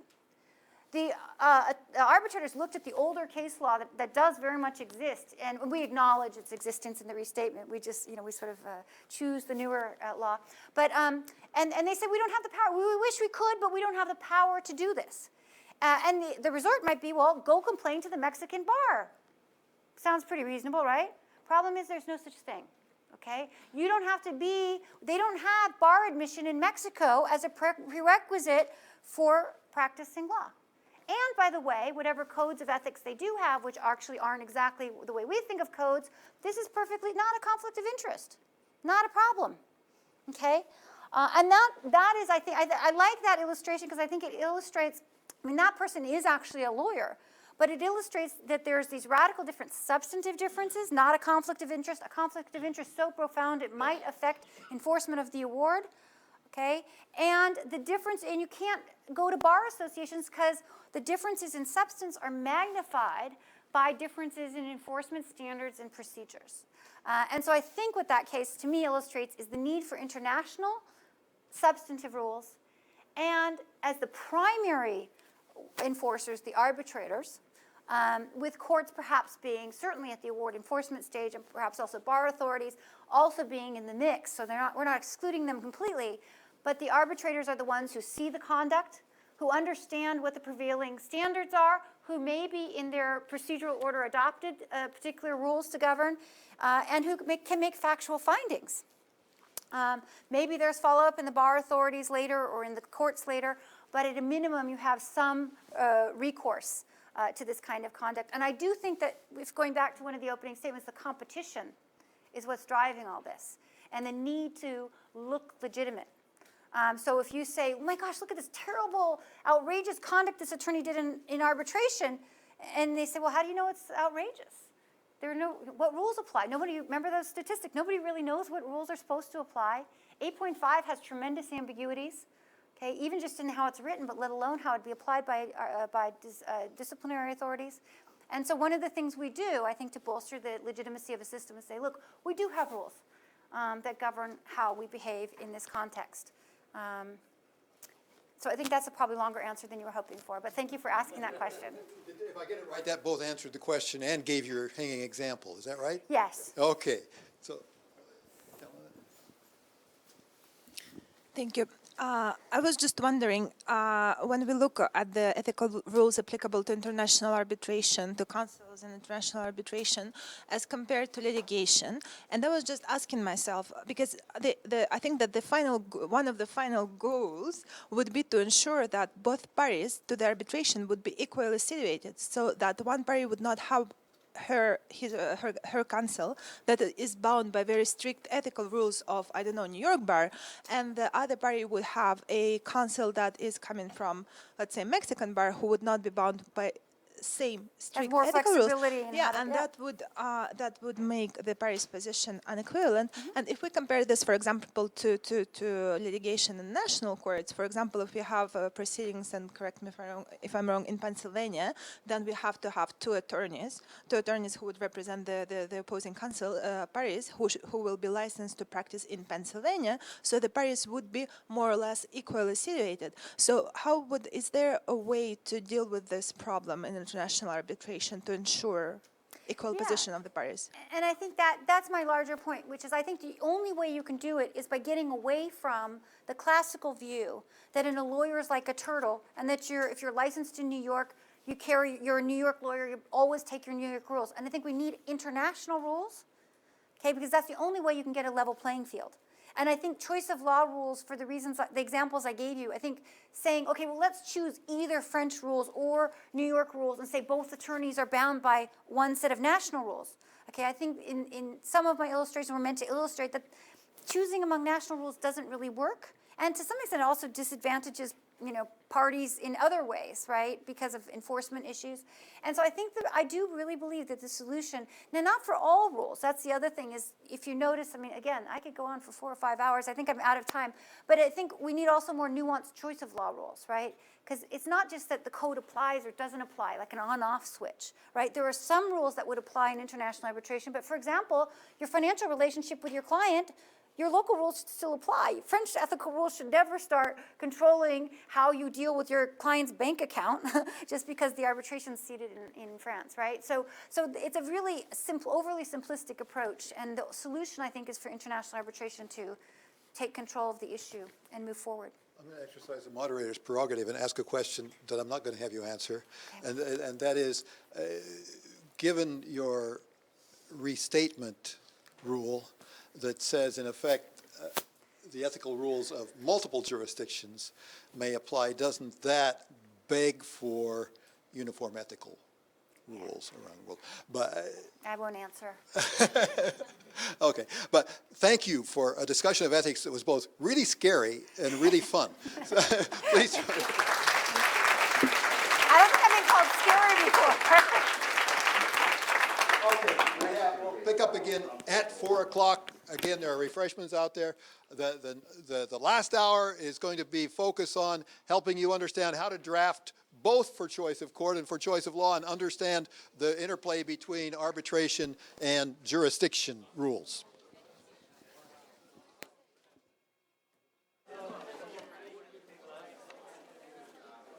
Christina.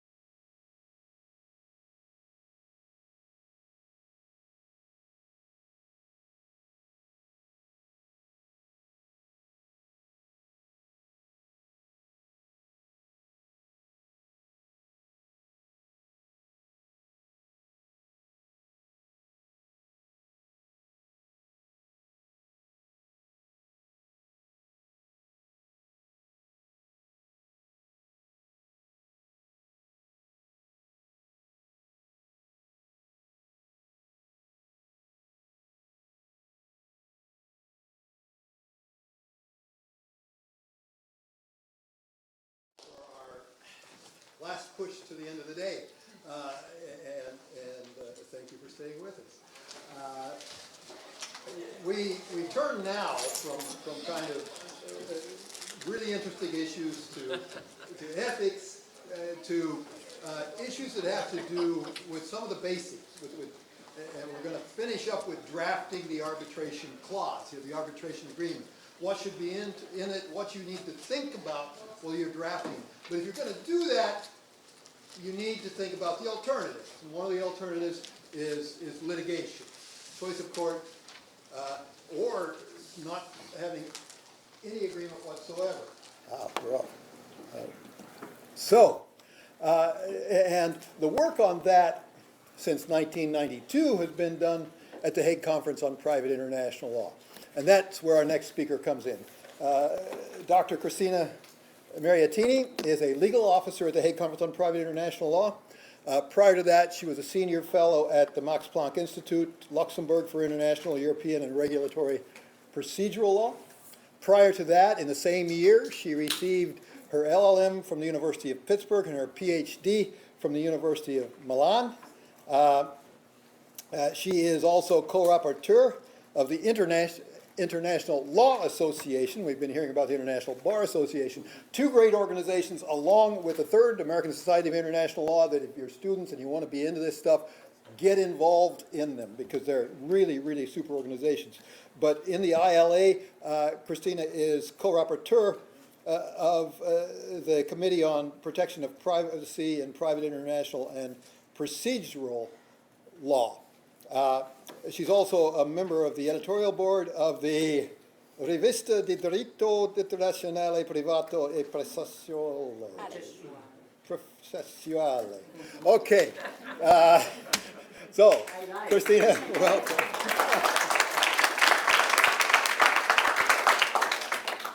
Thank you, Professor Brand, for giving me the floor and for giving me a double opportunity. First of all, the opportunity to speak before such a distinguished audience. It is a huge, immense privilege indeed. And second of all, the opportunity of being back at the University of Pittsburgh School of Law, where I spent 3 years and 9 months, which were absolutely among the best of my life. And I have no problem saying it because it is absolutely true. I spent great times, great classes with you, great legal thinking on your part. I was just an observer, but great time in New York and Vienna, great time with Professor Curran, her classes, her Thanksgiving dinner, Professor De Monaco. Professor Fleckner, I am so grateful. You really made a difference, and I would like to seize the opportunity. That's right, yes. Yay. Thank you so much. And today I have the privilege of briefly walking you through part of my experience at the Hague Conference on Private International Law. I moved there just last year, so I may consider myself as a newbie, and I hope to be able to convey to the best extent possible within my possibilities what's going on at the Hague Conference, especially as regards the so-called Judgments Project. In my talk, I will briefly walk you through the Judgments Project, which is the project. It's a normative, legal, normative project, which looks into, in this case, at this stage, issues of recognition and enforcement of foreign judgments in civil and commercial matters with a view to adopting possibly a convention. But also, I would like to briefly touch upon the 2005 Hague Convention on Choice of Court Agreements for two reasons. Because on the one hand, the Judgments Project, the Future Judgments Convention, is normally construed as a complementary instrument to the 2005 Choice of Court Convention. Of course, 2005 Choice of Court Convention is already an existing instrument, as you know, and we will go into that more in detail later. And it addresses issues, of course, of choice of court, party autonomy, and recognition and enforcement, that is to say, circulation of the ensuing judgment. The idea with the Judgments Project at this stage is actually to create a parallel instrument which ensures ensures the recognition and enforcement of all the other judgments in the contracting states, of course, in civil and commercial matters. But also, looking into the 2005 Hague Convention on Choice of Court Agreements is necessary, especially in a setting such as this, because the 2005 Choice of Court Convention is normally construed as a potentially competitor to some extent in litigation, in the area of litigation, to the 1958 New York Convention. Also, I would briefly like to share some remarks which concern the possibility and the likelihood, actually, that the United Kingdom notify to the European Council its intention to leave the European Union. And I would like to do that because in case the Article 50 of the Treaty of the European Union procedure is triggered, that will have an impact on three very important private international law conventions, one of which is the 2005 Choice of Court Convention. The other one is the 2007 Hague Child Support Convention. And the third one is the 2007 Lugano Convention on jurisdiction and recognition and enforcement of foreign judgments in civil and commercial matters. This latter convention is in force between the European Union, Switzerland, and Norway and Iceland. The moment the United Kingdom withdraws from the European Union, it will have necessarily an impact on these three conventions because these three conventions have been ratified by the European Council on behalf of the European Union.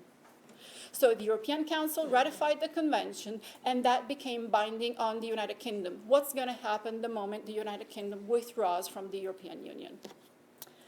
But going back to the Judgments Project, just like Professor Brand mentioned earlier, the Judgments Project dates back to 1992, and it actually was triggered by a proposal made by the United States. The original scope of the project was very ambitious, and actually it is still at the core of the idea of a future convention. That is to say, it was meant to cover issues of jurisdiction and recognition and enforcement of foreign judgments in civil and commercial matters. The negotiations, and using the term negotiations is inappropriate, I should better say discussions between experts, because negotiation is usually referred to the diplomatic session more strictly. But in any event, the negotiations, the discussions, the exchanges that took place within the first phase of the Judgments Project actually produced two very important texts, which did not enter into force, but that does not diminish their importance. Just so you know, even today, when we do research with a view to the future convention, we always look back to what was said with reference to the 1999 Preliminary Draft Convention and the 2001 interim text, and if I may, also to the NIPOCAR report. These are absolutely valuable instruments to this date. However, as I said, probably the project was a little too ambitious. The scope was a little too broad, meaning that it was not possible to reach consensus on issues of jurisdiction. The project was therefore scaled down to party autonomy in jurisdiction. That is to say, choice of court agreements and recognition and enforcement of the ensuing judgments. That was a very successful idea because that actually brought to the adoption of what is now known as the 2005 Hague Convention on Choice of Court Agreements. The convention was adopted in 2005 and entered into force on October the 1st, 2015. It is proving very successful because it is now binding on EU member states, with the exception of Denmark and Mexico. But it has also been ratified, and this is very meaningful, last June by Singapore, for which it will enter into force in 7 days on October the 1st. And it was also signed in 2009 by the United States and in 2015 by Ukraine. The fact that especially the European Union and Singapore have ratified the convention has triggered a lot of attention on the convention itself, to the point that I have no problem disclosing that several states are actively looking into the possibility, with real research studies, into the possibility of ratifying the convention, possibly in the course of 2017. So the convention has proven or is proving to be successful. And that is very good also with reference to the Judgments Project, because as a result of the success that was triggered, the interest that was triggered by the 2005 Choice of Court Convention, in 2012, the Council for General Affairs and Policy of the Hague Conference on Private International Law agreed to reopen the Judgments Project. And it did by establishing two different bodies, two different groups. One was the experts group, which was tasked by counsel with looking into, again, issues of jurisdiction. The other one was the working group, which was tasked by counsel to look into issues of recognition and enforcement of foreign judgments. The following year, council realized that the expert group was struggling, the expert group working on issues of jurisdiction. Jurisdiction is a very delicate and sensitive area, and it's not easy, at least at this stage, to find consensus. So just like it did with the Choice of Court Convention, it decided to narrow the scope and to stay the activity, temporarily stay the activity of the experts group, and to ask the working group to continue with its mandate. And this was a successful, again, decision, because the working group overall met a total of 5 times. And in October 2015, it was able to submit for the attention of council a proposed draft text of a future convention. As a result of this, council in March this year decided to convene a special commission, again, another body. The difference between a special commission and an expert group or a working group is that expert group and working group are made up of selected experts. The working group counted about 40 experts, whereas a special commission convenes experts from all member states and observers. And in fact, the Special Commission on the Judgment Project met for the first time this past June, and it counted 153 participants from 53 states, one REO. A REO is the European Union, a regional economic integration organization, and invited observers. As a result of this meeting, the 2016 preliminary draft convention was drafted. The Special Commission is scheduled to meet again next February, which means, of course, this text, provisional text, will be the object of revision by the same Special Commission. The next meeting of the Special Commission will be held in February 2017. The Special Commission's mandate is to complete a draft convention. Once the Special Commission achieves this goal, first of all, the experts group is expected to resume its activity on issues of jurisdiction. And then the draft convention, regardless of the experts group activity, that's going to go on a different line, on a different pattern. The draft convention on the recognition and enforcement of foreign judgments in civil and commercial matters will be brought into a diplomatic session, which is scheduled to be held in 2018, at which point that's where the diplomatic aspect kicks in a little bit more heavily. Diplomats will decide what to do with the draft convention, how to possibly change it, amend it, and if, hopefully yes, whether to adopt it. So, we now have the 2016 preliminary draft convention. This is the basis for further negotiations. The idea behind this text, just like the idea behind the proposed draft text, the text that was proposed by the working group, is to pursue 2 main goals. Enhance access to justice, of course, but also facilitate cross-border trade and investment. I should point out, however, that the scope of the future convention does not only relate to issues of trade and international commerce. To the contrary, the name says it. The moment I talk about judgments on civil and commercial matters, civil takes the scope well beyond issues of trade and investment. However, it is inevitable to say that indeed one of the goals of this convention is to facilitate cross-border trade and investment. But what are the features of this 2016 preliminary draft convention? First of all, as I mentioned, it only deals with recognition and enforcement, of course, between contracting states. It does not provide for rules on direct jurisdiction. I shall, however, say, and I will mention it later, that there is a provision that's Article 6 on exclusive basis of jurisdiction, which goes as close as possible to actually establishing direct rules on jurisdiction. But these are a clear exception to the general idea behind the 2016 preliminary draft convention. And indeed, because it's supposed to be complementary with the 2005 Choice of Court Convention, the Future Judgments Convention is largely modeled after the 2005 Choice of Court Convention. This is something that both the Working Group and the Special Commission take into great consideration, also when it comes to drafting. Already? Okay. Oh my God, sorry. Core provisions. Article 5, jurisdictional filters. Article 5 establishes the basis for recognition and enforcement of foreign judgments. How does it do it? By means of jurisdictional filters. Jurisdictional filters are indirect grounds for jurisdiction.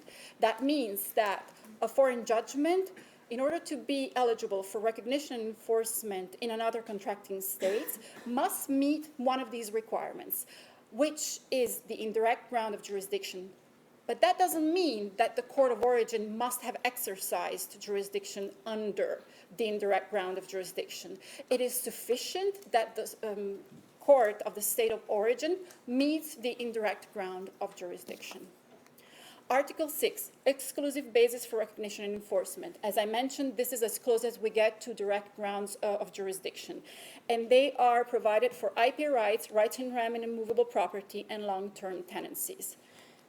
Article 7 lays down the sole grounds for refusal of recognition and enforcement. At this point, I will skip a few things, but I would like simply to bring your attention, also probably for the students, to give you a better idea of what a jurisdictional filter is and which kind of jurisdictional filters are found in Article 5. Just to give you an idea, contractual obligation, place of performance, if the state of, or if the court of the state of origin was the court where the place of performance took place, that judgment will circulate in the contracting states. Non-contractual obligation, the place in which the act or omission directly causing the harm occurred. I will explain it in the next PowerPoint, in the next slide. And then general jurisdiction. If the person against whom recognition and enforcement is sought was habitually resident in the state of origin when the court was seized, that judgment circulates under the convention. Of course, subject to Article 7, grounds for refusal of recognition and enforcement. The grounds are the classic grounds that you find generally in all jurisdictions. I will mention them later, but they are, let's say that they do not hide any kind of surprises. General proposition of the Future Convention to provide narrowly tailored jurisdictional filters. And why? Because this is the way by which, the means by which you ensure circulation of judgments. If the Working Group first and the Special Commission then were to provide for too broad jurisdictional filters, they would not reach consensus. The idea of tailoring reasonably jurisdictional filters as narrowly as necessary enhances the chances of success. Grounds for refusal of recognition and enforcement, just like I said, the jurisdictional requirements are not met, procedural shortcomings referring to notice and procedure, public policy, or sometimes, to some extent, parallel litigation. We mentioned the two goals of the convention, but let's look at the indirect normative effect. This Future Convention actually has also the capacity, although it does not address jurisdiction, it influences the choice of the parties of where to bring an action, and it assists the parties in making an informed decision about whether they need to defend, to appear and defend. And this is fundamental. This tells you how a Future Convention on recognition and enforcement actually influences the choice of the parties with regard to jurisdiction. So this is the indirect normative effect, which actually is very important. And I would like, in this aspect, to remind and to quote what Professor Rand wrote in his Hague Academy course. And I hope I can stay in my 2 minutes, because most cross-border... As long as you want. Because most cross-border transactions do not result in disputes that are taken to court, the number of times private international law rules are relevant to transaction planning should far exceed the number of times they are relevant to litigation decisions. This requires that parties to cross-border contractual relationships consider jurisdiction, applicable law, and the recognition and enforcement of judgments in structuring their transactions. The indirect normative effect pursues exactly this goal. Very quickly, Brexit. What happens if the United Kingdom notifies the European Council of its decision to leave? What happens with the 3 conventions that I just mentioned? When we talk about succession of states into treaties, the first thing that comes to your mind is the 1978 Vienna Convention on the succession of states with respect to treaties. And notably Article 34, which, subject to some exceptions, provides that the newly established state succeeds automatically. So no measure is necessary under Article 34. What is the problem here? We have 2 problems. First problem, the United Kingdom is not a party to the 1978 Vienna Convention. Second problem, Article 34 may not be construed as customary law. To the contrary, even the states that are parties to the convention construe the provision narrowly. So there's no way that we can use Article 34 either under the convention or as customary law. Experience shows, especially with the succession to states like Czechoslovakia or the former Yugoslavia, that the instrument that does not fall into customary law, not yet, we cannot say it, but the instrument that is commonly used as almost a best practice in these cases is a declaration of succession. So the idea is that we may expect, and we may also suggest, to avoid any misunderstanding, that should the United Kingdom decide to notify the European Council of its decision to leave the European Union, it provides, if they deem it necessary, with a declaration of succession for the 3 conventions that I just mentioned. Thank you.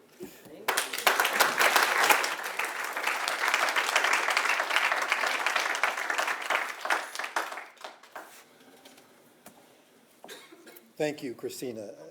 Actually, Christina's talk is perfect for me because what it does is set up my talk so that maybe I won't take as long as I might otherwise. And I'm going to, I think, do this. Am I okay back there? Okay. Here's what I want to do, and I do want to leave time for questions. And I want to build on what Christina has done, because I think if we're talking about arbitration, we're talking about choices. And the first choice you have is not the litigation choice, the dispute settlement choice, it's the transactions choice. It's what clause do you put in the contract? And before you can decide that, you must decide, well, do we want a choice of court clause or do we want an arbitration clause? Because they're very different things. This is a program on arbitration, but we would be misleading you if we didn't say, look, you just choose an arbitration clause, that's what you always do. Because if you're going to be an ethical lawyer, there are a lot of things you have to think about before you put the arbitration clause in, and one of those is choice of court. Now, so I'm going to start this talk with the simple part, and those of you who are here for CLE credit may have gotten a copy of the IBA guidelines on drafting of arbitration agreements. Once again, the IBA comes in here, they do great work. And because of people like Elena who do all the background work and help them put things together. So what to put in the arbitration clause. I'm going to move through that very, very quickly. My students know I can move pretty fast. Then I'm going to talk about, I think, the important part, making it work. And that is the basic issues of choice of forum. And more specifically, why arbitration, when you're thinking about the basic issues of choice of forum. I want to go to the recognition and enforcement of arbitral agreements, Article 2 of the New York Convention, and Article awards, Article 3 of the New York or the United Nations Convention on Recognition and Enforcement of Arbitral Awards, which is not just arbitral awards, it's also arbitral agreements. Then I want to go to the recognition and enforcement of choice of court agreements and foreign judgments, the counterpart, so that we think a little bit about the choices we have here. Because if you're going to choose one or the other, you should know why. And the truth is, right now, the answer to why is very simple. But once these ratifications come for the choice of court convention, the answer to why is not going to be simple. So our work in The Hague is making more difficult work for you as lawyers, but that's the way it should be, believe me. And then we're going to talk about comparing the alternatives, okay? So let's talk first about the what. What do you put in an arbitration agreement? And the IBA guidelines give us a really nice list. Number one, you choose between institutional and ad hoc arbitration. What's the benefit of institutional? You get a clear set of rules. You get somebody to administer it with you. But one of those mandatory parts of the institutional rules is the fees you have to pay to the institution that's going to administer. Those of us in the United States, Chuck, what's it cost to file a case in federal district court right now? Few $100s. Okay. What's it cost to file $1 million case in France? Anybody know? In the court. In most of the world, and we don't teach this in law school, the filing fee is based on the amount in controversy, not in the United States. It's pretty cheap in the United States. In arbitration, the filing fee is based on the amount in controversy. And so, if you think about it, right off, there's a good reason to have a choice of a U.S. court. It's much cheaper to file the case. Arbitration rules and model clauses, okay? You want to determine, you want to look at the rules of the institution. You want to start with the model clause. If you're choosing an institution and they've already drafted a clause, use it, but don't stop there, okay? And the IBA guidelines tell you that you need much more. Number three, make clear the scope of the disputes that are subject to arbitration. Don't create litigation over what you agreed to. Now, generally you want the scope to be broad, because why do you want to go to several different fora to solve all of the disputes between two different parties? You should be wanting to go to one place. If you have a reason for not going to one place for all of them, that's where you tailor the scope, okay? Number four, the place of arbitration, the seat of arbitration, okay? And number four should be number one, because this is probably the most important, okay? It's not a detail, it is a choice of law clause. The seat of arbitration tells you which state's law of arbitration applies. All of the external, the outer relationships that Chiara talked about are governed by the lex arbitri. And so you need to know, when you choose the seat, that doesn't mean you're going to have the arbitration in a hotel in that city or that country. That means that's the law that governs the arbitration procedure. It is a choice of law clause. Number five, the number of arbitrators. We've had good discussion about that. 1, 2, 3, even number, odd number. What is it? Do the arbitration rules give you flexibility? Are they mandatory and they require that you do 1 or 3 and nothing else? What do you want? If it's a large case, 3 arbitrators. If it's small, you don't want to pay 3 arbitrators, right? The method and selection and replacement of arbitrators. If you choose an institution, that will be in the rules. And the appointing authority, that will be in the rules. But if you choose ad hoc arbitration because you don't want to pay those fees to an institution, you've got a problem, particularly if you say, I'm going to arbitration and the other party doesn't show up, okay? You want to know what happens in default. How do you get an arbitrator appointed on their behalf so they can make a decision in your favor? Okay, can you do that? You need an appointing authority in the event of default. The language of arbitration, okay? Yeah, most of us here, well, actually in this room, we got a whole lot of languages, but we all speak English, or I hope you do, and I hope my, and you want to make sure that everybody's going to be agreed ahead of time on what language. You don't want to walk in the room and find out that the other party thought you were going to use a different language here. Choice of substantive law, okay? Now, for some people, that's not part of the arbitration agreement. Quite often, it's all in the same provision, article, paragraph, whatever, of the contract. But The seat of arbitration gives you your procedural law. The rules give you your more specific procedure. Your substantive law gives you the substantive law of the contract. Okay? And you might want to even make a choice of the conflict of laws rules that you're going to need if you have any issues come up about conflict of laws. Okay? Now, there are optional elements in the IBA guidelines. What do you do about provisional and conservatory measures? That's a whole seminar in itself. You want to be able to do that. Do you give the arbitrators the authority to grant provisional relief, or do you go to the court for that in aid of arbitration?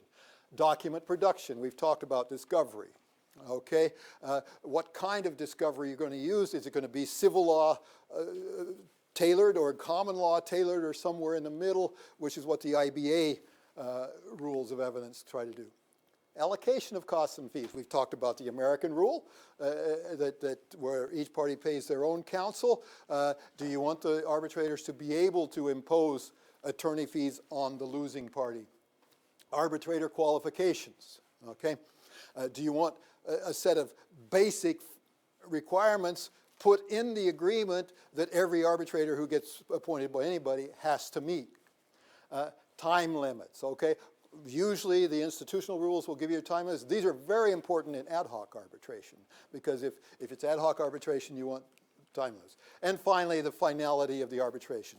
Making sure that one of the benefits of arbitration is you don't have that process of appeal that can eat up more and more time and prevent you getting to the final result.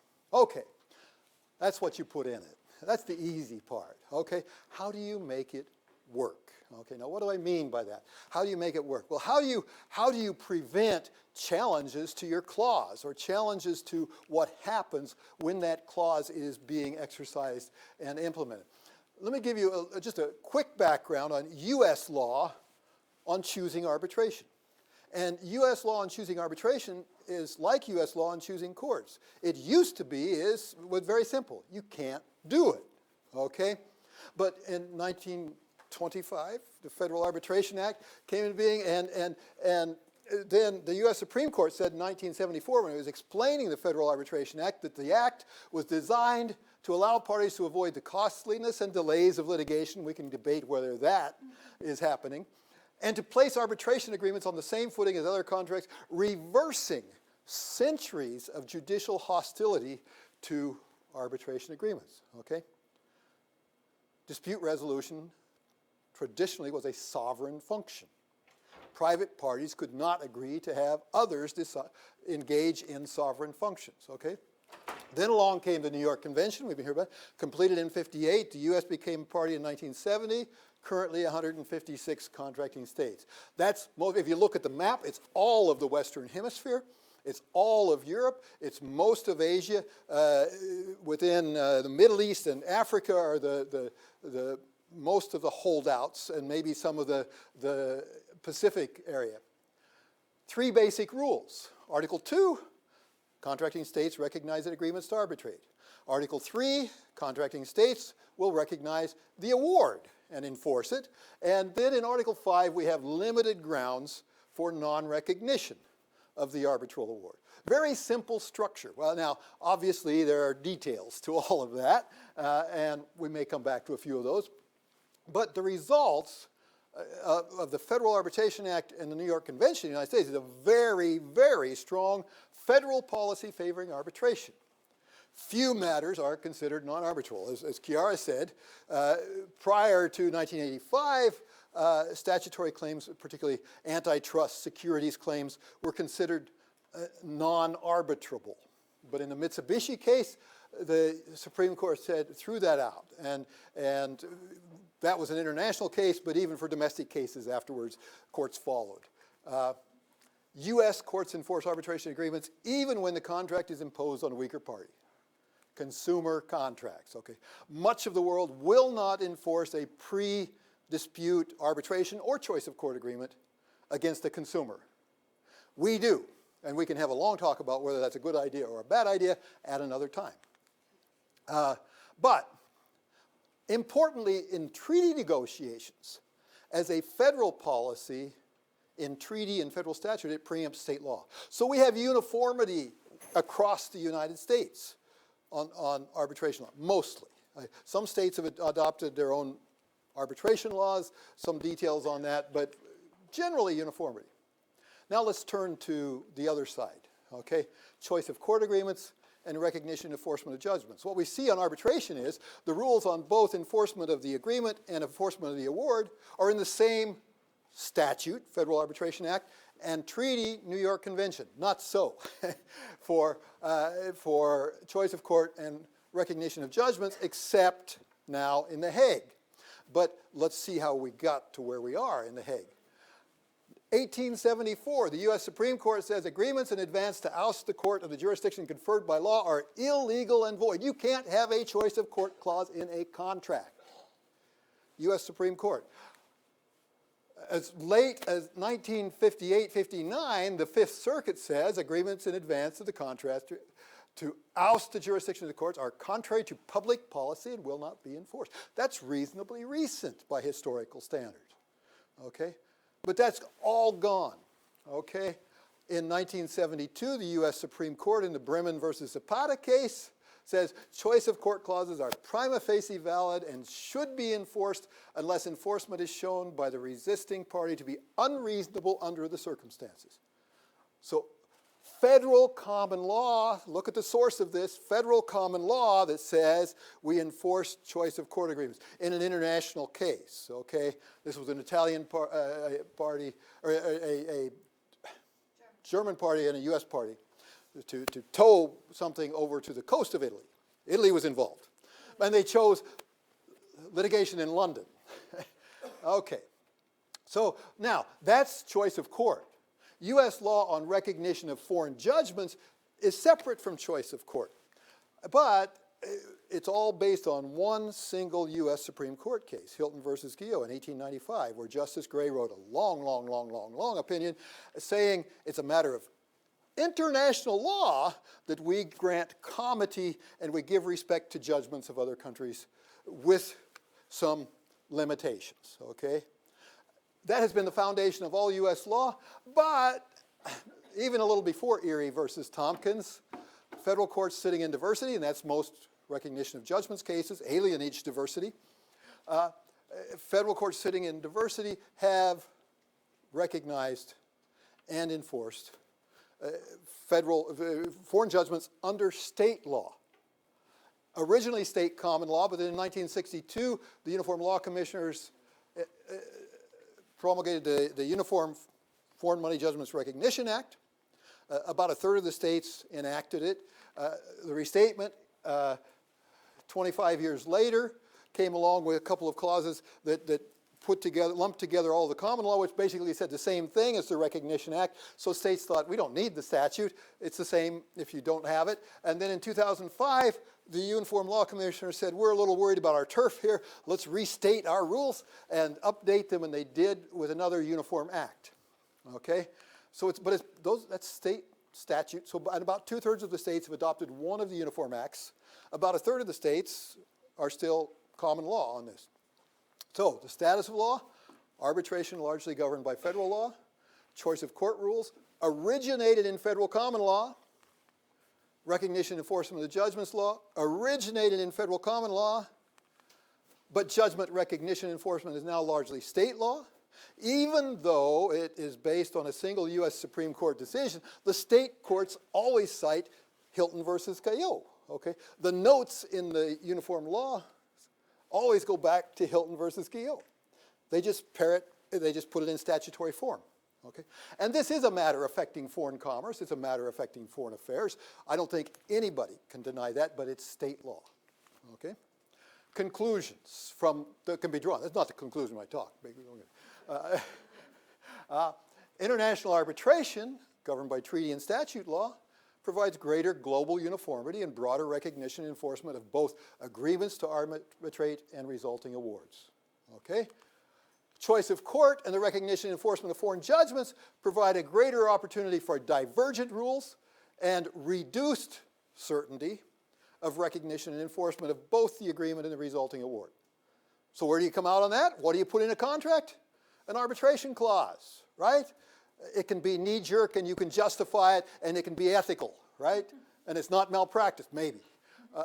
Unless the balance of other factors significantly favors litigation, put in an arbitration clause. Much safer option. But most of you are young, and in very short time, that's not going to be that way because of the Hague Conference, because of the 2005 Hague Convention on Choice of Court Agreements. Like the New York Convention, it parallels the New York Convention. Article 5, the court chosen in an exclusive choice of court agreement shall have jurisdiction. Article 6, the court not chosen shall defer. Those are the jurisdictional rules. In other words, we enforce the choice of court clause.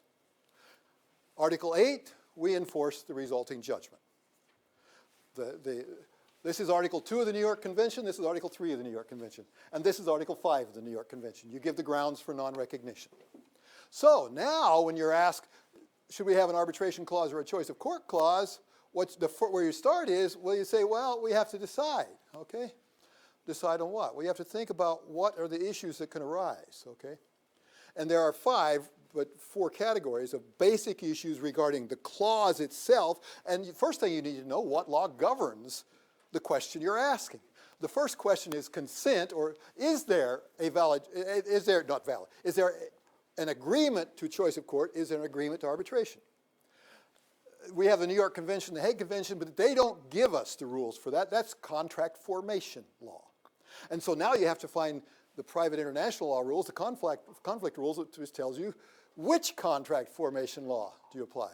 Always a great issue in the vis moot, okay? Formal validity. Each of the New York Convention, the Hague Convention have rules on formal validity. New York Convention, 1958, must be in writing, signed by the parties. That's been a problem when you get to electronic communication, right? More contemporary language in the Hague Convention made to work for electronic agreements. Substantive validity. Both of them say, look, you don't have to enforce an agreement that is null and void, agreement that it's invalid. But under the New York Convention, it doesn't tell you what law you apply. You have to use choice of law rules, conflicts rules to get there.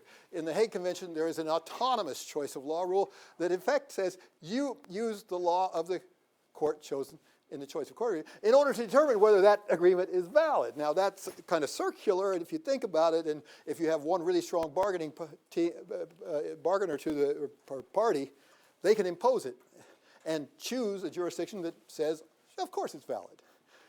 And then finally, scope and exclusivity. That's a matter of interpretation. That's your words you put in the clause to make it clear. Okay? So, so we look at arbitration agreements. We got similar rules. But what are the exceptions? The non-arbitrability exception in the New York Convention and the validity exception. In the Hague Convention, a bit more.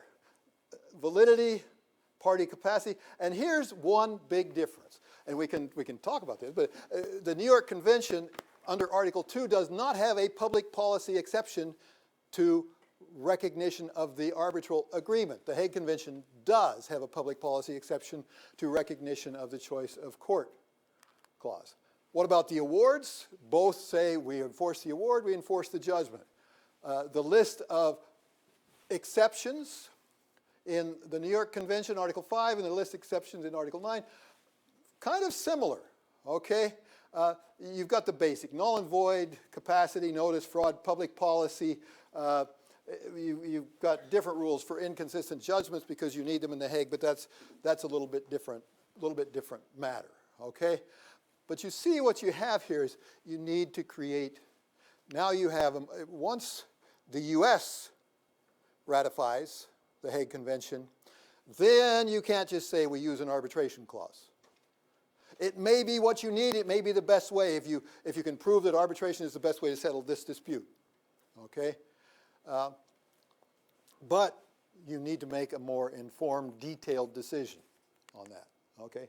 Here's somebody this was pre-Brexit, okay? Somebody writing in the National Law Journal said, deal lawyers drafting the dispute resolution clause in international contract are sure to take note of what's happening if the U.S. stays out, because Europe is in, right? And U.S. litigators, having spent the past decade watching their global business flow to arbitration, may be chagrined to see more of it diverted to the Royal Courts of Justice. Now that's if the UK were still in the EU, which is now a party to the Hague Convention, then we don't know what is is going to happen when the EU leaves, when Britain leaves the EU, but it may be Frankfurt, it may be Paris, that now is not only the center of arbitration, but the center of litigation, and everybody chooses Paris courts because they can more easily get the agreement and the judgment recognized and enforced. So the starting point for drafting an arbitration clause in the future, should it be arbitration or a national court, the job of the transactions lawyer clearly will be more complicated, but you'll have more options, okay? And the choice of a court, if it is a better place to be, should not be avoided just because you won't be able to get recognition enforcement, because you will, okay? Okay, I was right on time.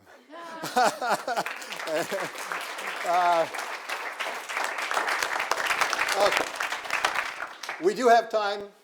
We've got 15 minutes left of questions to anybody, and if we run out of questions to Christina and me, Nevena, if you're still there, I did get your email with a question. She's somewhere off in New York. So I wanted to tell you, Professor Brand, that Paris is hoping that it's not just going to be the center for international arbitration, but also for banking after the city disappears as the EU banking. Oh, yeah, yeah. And maybe for litigation. yeah, and Christina, I wanted to ask you, and forgive me if this is sidetracking a bit, but because you did mention Brexit, it's so tentatively as if there is no assurance whatsoever that there will be a declaration of intent even to leave the European Union. If you read at least the French press, everybody's assuming in the regular, not legal one, that there will be such a declaration. Do you know something that the rest of us don't? To the contrary, if we look at a recent document by the House of Lords, that's exactly what they themselves indicate, that yes, there will be such notification, but many aspects are still a little bit uncertain. So I think it's worth reminding that until the notification is actually submitted, the United Kingdom is in the European Union. And if it doesn't, for some reason, for example, Parliament does not agree with the referendum or similar choices, that's not going to happen. I know that it's very unlikely, but I think it's maybe accurate to report that this is the current situation.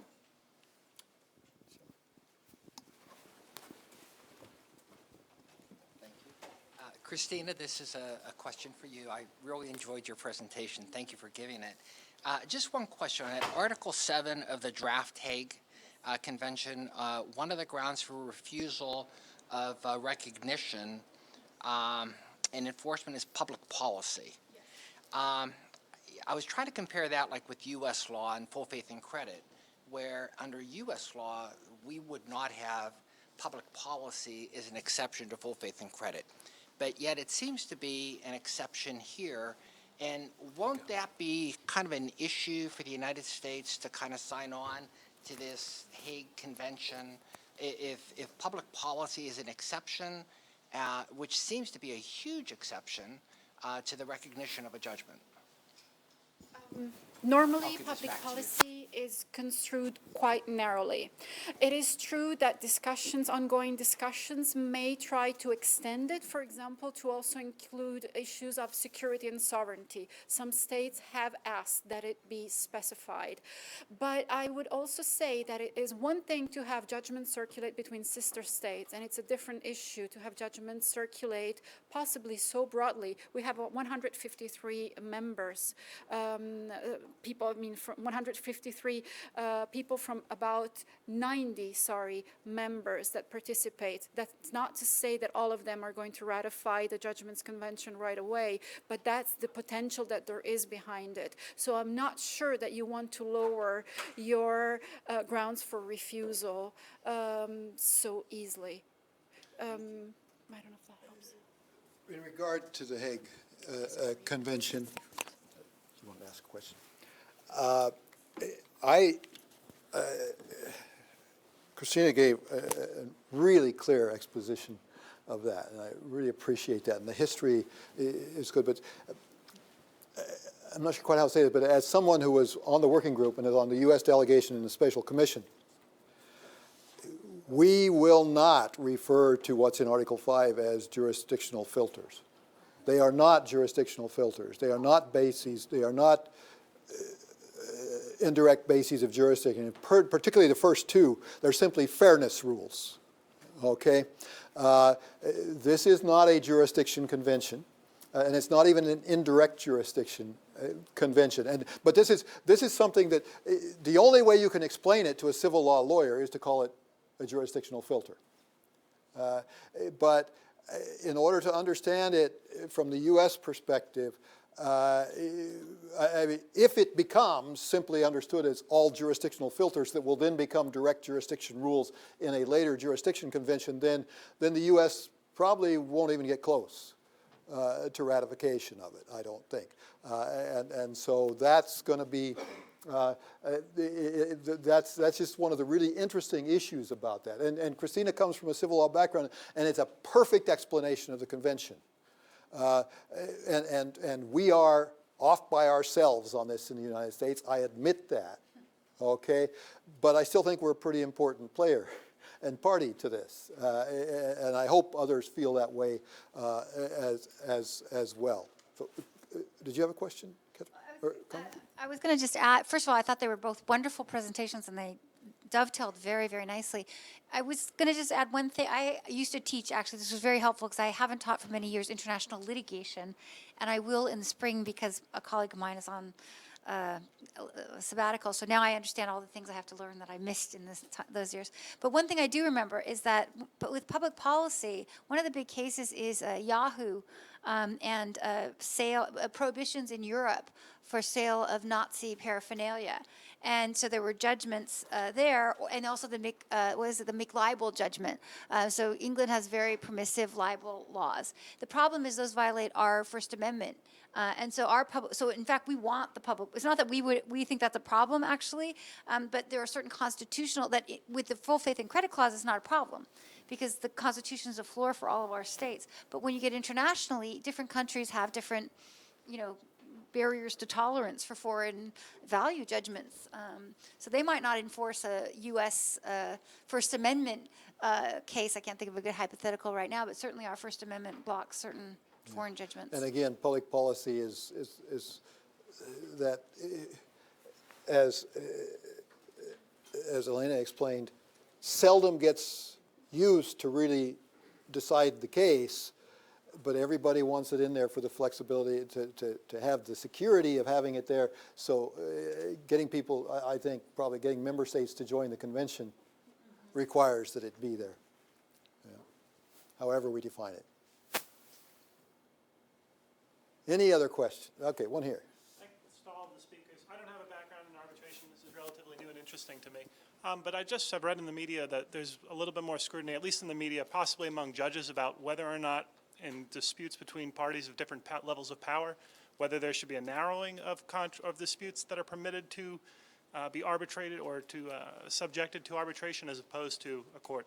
Yeah. And if you could comment on that and any implication it may have on our treaty obligations, I'd be appreciative. Yeah.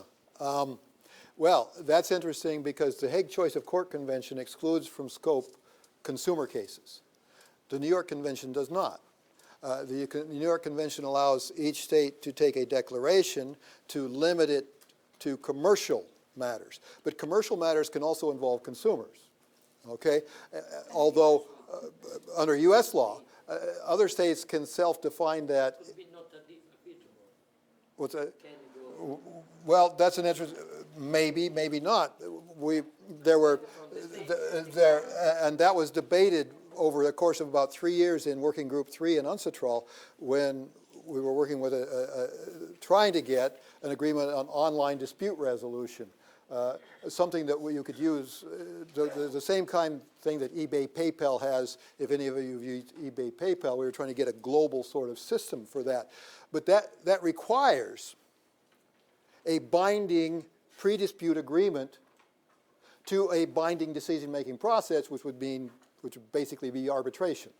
In Europe, there's a declaration and a directive and a regulation in the European Union that don't say, but there is the Brussels I regulation that say pre-dispute binding choice of court agreements with are never effective against consumers. Okay, a consumer cannot enter into them. And most of the member states have implemented the directive on ODR, on arbitration, alternative dispute resolution, in the EU to say that pre-dispute binding arbitration agreements cannot be entered into by consumers. You all are aware, you hear in the news about arbitration being used against consumers, right? Okay, so and arbitration has become the boogeyman for consumer cases. I think that's absolutely wrong, okay? And I'll try in just a couple of minutes to explain this. It's in the rest of the Hague lectures. But both rules in the U.S., the Carnival Cruise Lines is a choice of court case, but it gets applied to arbitration, basically the same concept in the U.S. You have the Shooties in Washington State go on a cruise off Baja, Mexico, and they want to sue Carnival Cruise Lines for the injury that was sustained. And the Carnival says, look, in 7-point type or whatever, 8-point type, here's the clause that you got 2 weeks after you paid for the ticket that says, if you sue us, you have to sue us in Florida. And Justice Blackmun wrote the opinion that upheld that, said that's a good thing. Why? He said 3 things. One, it creates predictability for the merchant and the consumer, predictability. For the merchant, it guarantees the merchant that all the cases will be brought in one place. That allows the merchant to have predictability and reduce risk and charge a lower price. Okay? And that means, third, that the consumer benefits from a lower price. Okay?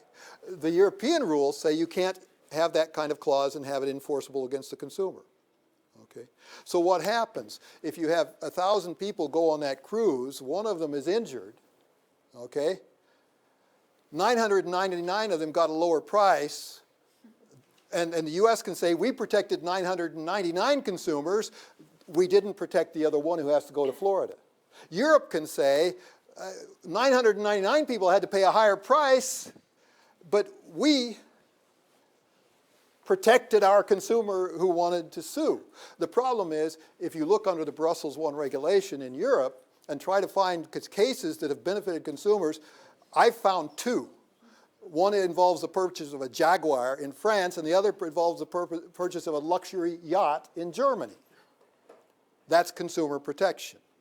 If you buy a $100 pair of shoes online, you're not going to sue in Germany, pay the expenses to get the judgment, and then take it to the United States and pay another lawyer to get it recognized and enforced.